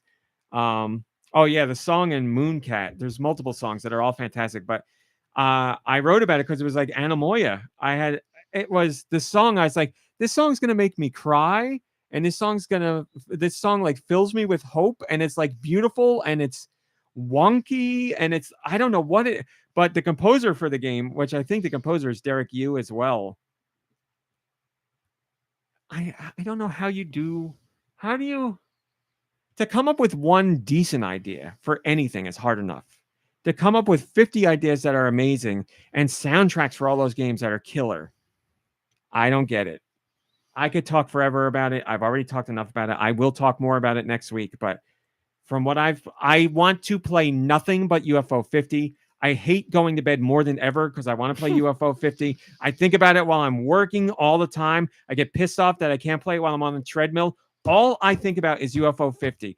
I thought about it when it first was announced because I thought it was a cool idea. I had to wait 7 years for it. This game's worth waiting another 7 years. It's phenomenal, unless the next half of the games in the package are garbage, which I can't imagine they would be. But the amount of innovation and surprise and ingenuity, and Joe Shabadoo says that there's also sequels to games that are like, so like I guess there's games in the first half and then there's sequels to the games later. There are games that I thought were connected to one another, but I'm not sure if they were a sequel. I don't know if there's going to be well, he says there are actual sequels, so I'm sure I'll come upon them. But there are a couple games where I felt there was a connection between the two. There's also a whole meta game about like each game has something hidden in it that's like a way to unlock hidden games in the thing, which I haven't even touched yet. But my God.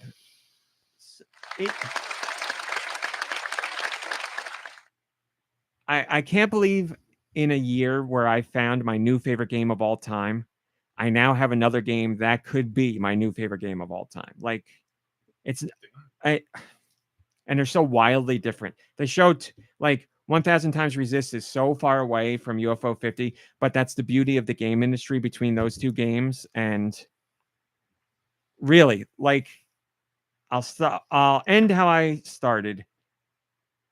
Big name developers should be disgusted. I shouldn't say that. Big name publishers who are putting out the money for these games should be disgusted with the amount of money they're spending for the tripe that they're putting out compared to what this was done with the amount of team budget. It needs to be a case study for the game industry. It really does. It absolutely does. So, man, is this going to be a popular game? I mean, is it just going to be popular amongst people like you who are like a little more refined in their video game tastes? I mean, it's Derek Yu. He's got a name. People love Spelunky. I think it'll reach out further than it would otherwise. But I think a console release would really help it a lot. I think having it on Switch would really, really help it. I think if it goes to Xbox and PlayStation, it'll get a wider audience. But I think Switch or Nintendo, whatever system, is the one it needs to be on. I think that could really help it get out there. And Nintendo would be, I know Nintendo would be like, you know, and a Nintendo Direct to get a major focus. I don't think it will do well, or I don't think it'll do badly. But it sounds perfect for the Switch. I see a world where it could get to 1 million sales, but it'd have to get like out on everything.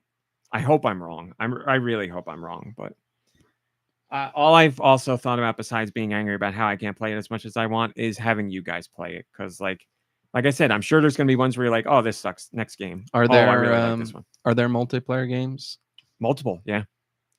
Multiple multiplayer. There's a few that have. There's a good amount to have 2-player, and some of them I was like, this would be even more fun 2-player. Other ones I was like, I don't even know how this would work 2-player. But man, is it good! Man, is it good!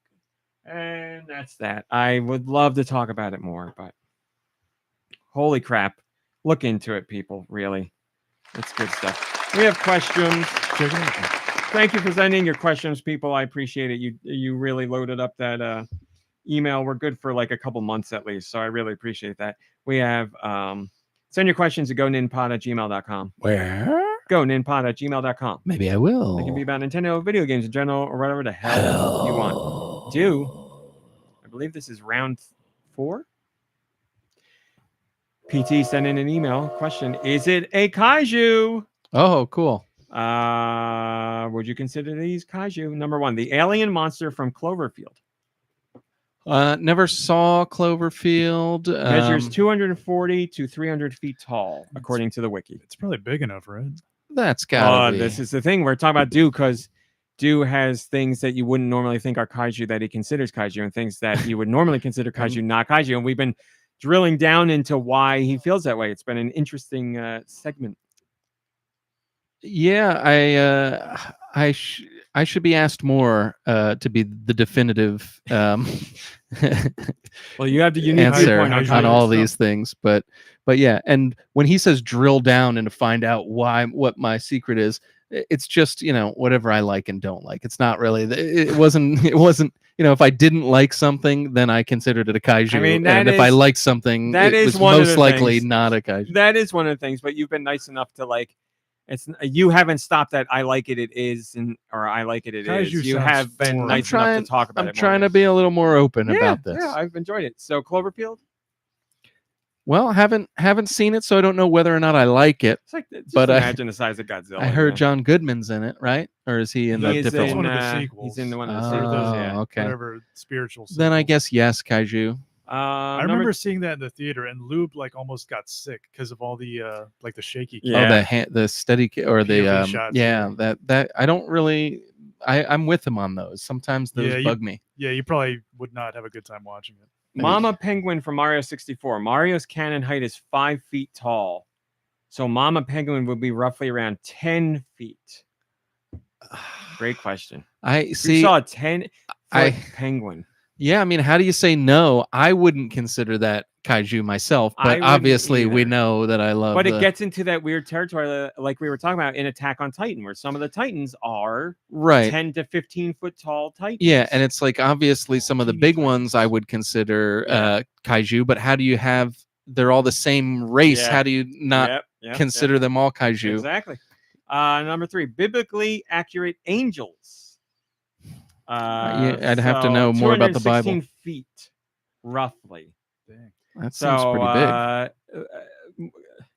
Closer to at least some of the things you see in Neon Genesis Evangelion, as Yeah. how they're depicted. That sounds kaiju-like to me. Yeah. I'm going to save this one because it's in particular for you. Next one, 2 kids in a trench coat.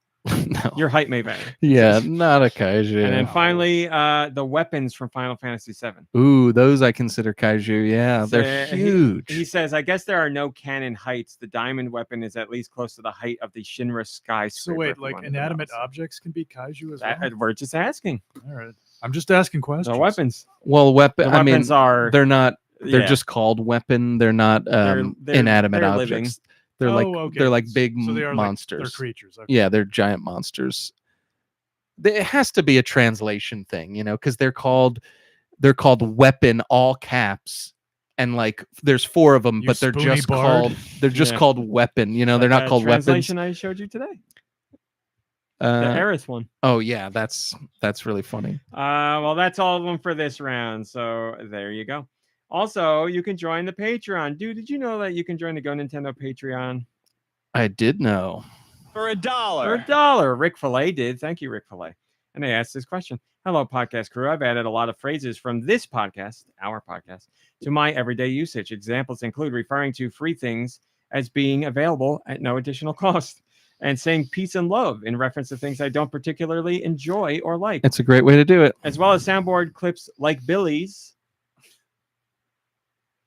For $1. For $1. Obviously, to you guys, most of these are just inside jokes and already established lore for your friend group. Well, we're sharing them with you. But is there anything that originated from the podcast itself that you reference all the time? Or stuff from other shows that you've adapted into your everyday lifestyle in a similar way? Oh, I mean, Simpsons stuff. I say so much Simpsons stuff that I've forgotten some of it even comes from The Simpsons. Yeah, I don't even think I could be home alone and I will say Simpsons stuff to myself, and I'm never like, that's a funny reference to The Simpsons. It's just I say it and then I move on. Like it's second nature. Yeah. Podcast stuff. I mean, the podcast stuff. I would guess yes, we've done it. I say very cool all the time. Yes. I say that There you go, all Josh. the time. Thanks. Very cool. Very cool. Yeah, I mean, it happens. I mean, chances are we do say a lot of Very cool. that stuff in He our says it way better. very cool. We say a lot of the stuff in our regular lives because it wouldn't have made it onto the soundboard otherwise, because we like the sound to begin with. Like, what rules? I say that all the time. Yeah, we say that all the time. Everything that Barry says in Resident Evil, Mom Brain and I say to each other a lot, who do you think you are? I am. We say that a lot, a lot. So yeah, soundboard stuff. But yeah, there's plenty of things like that we say all the time. It's free. We say from Tim and Eric all the time. Yeah. What's wrong with you? There's so many things. So much of our lives are sound bites and sound clips. So yes, you're in very good company. I'm honored. It's become our Shorthand. our own language. Yeah. That we use to communicate with each other. The Patreon post I wrote last week was about one of the Patreon posts I wrote was about gamer lingo, as in things you and your friends have made up to describe things or locations in games, and we do that all the time, especially in Fortnite. It's a whole new language. Like I said, I didn't say all of them, but in Fortnite, for listeners, Billies are small shield, Willies are half pots. Is your back warm means that you have a jetpack. The Flowberry Fizz, because we're giant children, teenagers, I should say. We call it jizz. Do you want to get jizzed? But apparently that's not an uncommon experience, because I've seen plenty of people saying that. A lot for of Fortnite. people say that one. What else have we got in Fortnite? Alf's Dream is a specific combination of shield. God, there's so many funny things that we have. Because half pots are called Williams, but we called them Willies. But if you have 3 Willies, it would be Alf's Dream, because he says, "Hey Willie." It's so deep too. It's even deeper than that because the official name is Baby Williams. It's Baby Billies and Baby Williams, but we've shortened it to Billies and Williams, and then it's Billies and Willies, and then it's Alf's Dream. If you get the full Willy experience, it's amazing. Like it's so good. Bad Boys and Bad Toys. Yeah, like if there's a car coming, when you hear an enemy, it's a bad toy. If one of us is in a car, it's a good toy. If you hear an enemy, it's now been shortened to PP, which was for Pitter Patter because you heard the footsteps. Pitter Patter, and then bot behavior is if you Pretty straightforward. that's like, there's got to be other ones we aren't thinking of. there's so many. Purple Perpy. Purple Perpy. Yeah, so if there's different colored weapons in it. So a sniper rifle is called a Perpy. Purple Perpy would be a purple sniper rifle. That's why we stopped saying sniper rifle because it's so goddamn hard to say. Yeah. Purple Perpy is much easier. Yeah, to so if you see a blue one, then it's a blue Perpy, which is then it gets like even more confusing because it's like there's a gold Perpy here, like gold Perpy, who wants this? And to his great credit, one of our friends, Brian, joined in playing, and within a week's time, he picked up on almost all the lingo. He was in on it, and it was very impressive. Yeah, it's really funny to have somebody come in because we're so comfortable, and then to have somebody new come in and play, and we're just like, here's a Billy, we need a William, you gotta be, we don't even think about it, but they got to be thinking, what the heck are they talking about? And like with with the gloves in the game from last season, but now there's gloves too. You would ask, are your hands cold? Meaning, do you need gloves? Somebody say, no, my hands. Because we call them mittens. Yeah. Or no, my hands are warm. And yeah, so there's a Fortnite, without a doubt, has brought in more lingo than ever. But we've had it with like Rainbow Six, where it's the old zoo and the new zoo. The old zoo, the new zoo. This one's for Marcelo. Yeah. Which you should explain is a reference to the film Police Academy. That's right. Police Academy 2. The new class, or I forget what it's stuff called. from Halo that I'm forgetting that we've done. The next assignment, like Halo teleporters. We don't even have a name for it. We just go yeah. That's the name or that's the sound that it did. So that's what we do. Oh my god, I think so fun. It's fun to have your own little languages like that. It's stupid stuff like that just makes the experience more fun. Laxter, I saw your question about does the UFO 50 play well on Steam Deck? I do not have a Steam Deck. I don't know, but I would imagine it would not be taxing at all. So I say have at it. All right, that's all your questions. We got no music, no Mom Brain, and that's how the show ends. So that's it, I guess. Oh, you would think that, wouldn't you? Oh, wait, hold on. On a normal day, that's how the show would end. And if that's what you think, well, you can keep on thinking it. And you'd be wrong because Deux views, it's never news. Rumor of the week with Dew Michaels. Ladies and gentlemen, as you know, I've got spiders and flies that creep and crawl all over. They just crawl into the chat right now. All over the chat, and even further than the chat, they go throughout the game world, and they find rumors that you're not going to hear anywhere else, and they bring them to me, and then I share them with you. So it's all very exciting, I know. Very elegantly, smoothly said. Yeah, for once, it kind of is wrapping it up quickly here. I like it.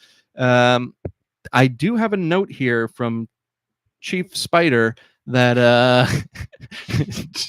that from Sheila. There's actually something interesting about this week's rumor. Turns out this rumor's true. It's not a rumor at all. Really? It's true, and we're going to call it a trumor. Oh, my goodness. What an honor. But don't get used to it, folks, because it's always a rumor, except for this true one. So we talked about... we talked earlier about Astrobot. We talked earlier about remakes.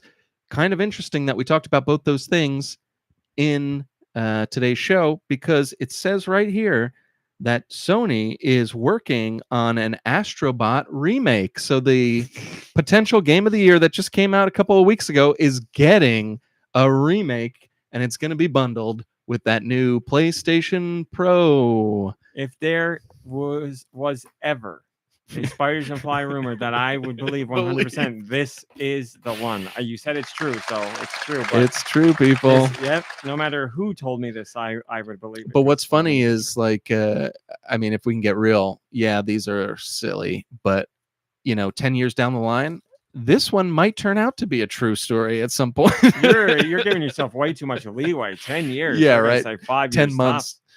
Yeah, 10 months is better. All right, everybody, that's it. We did another one. We miss you, Mom Brain, but we love you, Curry. But it's nice to have you back. Oh, thank you. I love you too. Oh, and yeah, Mom Brain, we speak your We speak name. your name, We Nicky speak Hill. your We name. speak your And name. we speak your name. And Nicky Hill, I don't know when he'll be back. I don't know.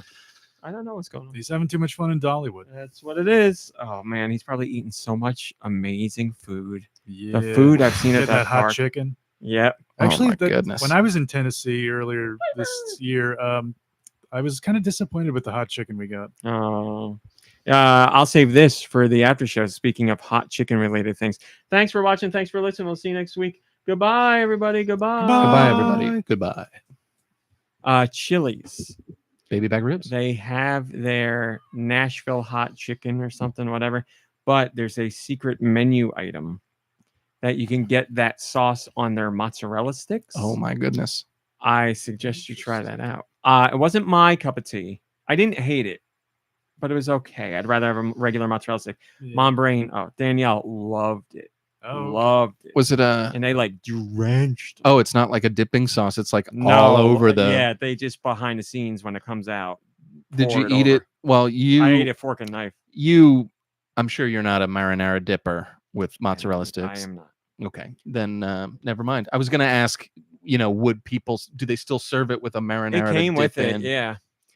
So we knew it was a secret menu item, and we it's not written on the menu, but we know they actually do it. And I knew it was a TikTok trend, so I was like, let's just ask them. It's all young people that work here, and we were like, do you have the Nashville hot mozzarella sticks? And he goes, you guys saw TikTok, didn't you? And we're like, yes, we Nice. did. He goes, yeah, we got them. I can do them for you. I was like, okay, thanks. I was like, thank God he knows what we're talking about. Those TikTok videos must be like such a pain in the ass for service industry for servers. workers, Yes. Did I Yeah. talk about servers and different name for it? Yeah, You bringers. yes, you didn't hear. Long story, very long story, very short. Mom Brain and I, Danielle and I, we're talking about how servers, the term you use now, because it's gender neutral. And we don't dislike it, but there's just something wrong. I don't like it. Sounds weird where it's like, serve me my food. It just makes me feel awkward. So we were like, we need a different word, and Mom Brain came up with bringers. So my cousin is a server, and we were like, now you're a bringer, and tell everybody you're the bringer. And she's like, now I'm gonna be like, hi, I'll be your bringer today. I was like, I like it. There you go, Nashville. Is hot that what fried they look mozzarella. like? I mean, those aren't sticks. Those are They're- mozzarella. That's Their legit. Chili's mozzarella sticks aren't sticks. The best thing I can describe them as is like pillows. They're like this. It's like a rectangle, like That's flat amazing. rectangle. They're very good. It looks great. Have you not seen that TikTok trend where it's like, don't kill yourself. Chili's will save you. Don't commit suicide. Chili's will save you. And it's all people going to Chili's and getting like their 3 for $9 meal, and it's like 3 mozzarella sticks, 3 something else, and it's a great deal. Sounds But great. the people are getting the mozzarella sticks like crazy because they're really good, but they're big and very stretchy, and blah blah blah blah blah. You were saying it must be a nightmare for the servers, which I'm sure is true. All these trends and everything. Yeah. But Chili's, I don't know if you guys saw, it's like one of the only restaurants in that sector that's doing well and going up. It's like it's been up like 10% in the last like half a year because they had 2 things that came together. Their 3 for $9 deal and people showing what you could get at Chili's versus what you could get at McDonald's for the same price. Because like $9 at McDonald's gets you like shit. It's crazy what's happened to McDonald's Yeah. prices. I haven't night, been there Drake. in forever. But yeah, you really can't get any of it. You can get food, but you pay an astronomical price for a small portion of fries and a burger. And at Chili's, you can get like a whole meal, a much better deal. So I guess that really caught on with people because they're like, I could actually go to a sit-down restaurant and get a full meal and take my family rather than we go to McDonald's and buy a shit bag of food And for the same price. Like, I mean, I can't speak for everyone, but the reason I would go to McDonald's is to spend a little amount of money to just stuff my face with something. It's not yeah, like you're I'm spending a little bit amount of money. The really looking food's- forward to The it. food's fine, like it's okay, but yeah, to paying $9 for McDonald's, that's ridiculous. So you're paying $9 at Chili's. Yeah. You're not going to get amazing food, but you're going to get much better food than you would at McDonald's. So Mom Brain is a big fan of Chili's. and she loves their chips and salsa. We just went. It was me, her, and Nicky Hill.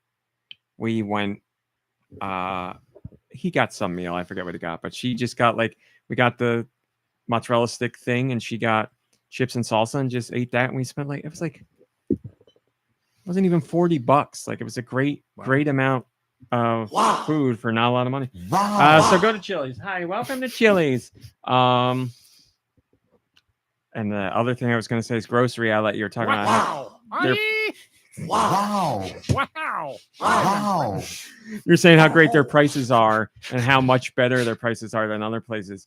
They had those Jack's pizzas that I got that I really liked. I never had them. I heard they were good. I tried them and I like them. They had 3 Jack's pizzas in a box for $9, full large pieces. Oh, wow. Insane deal.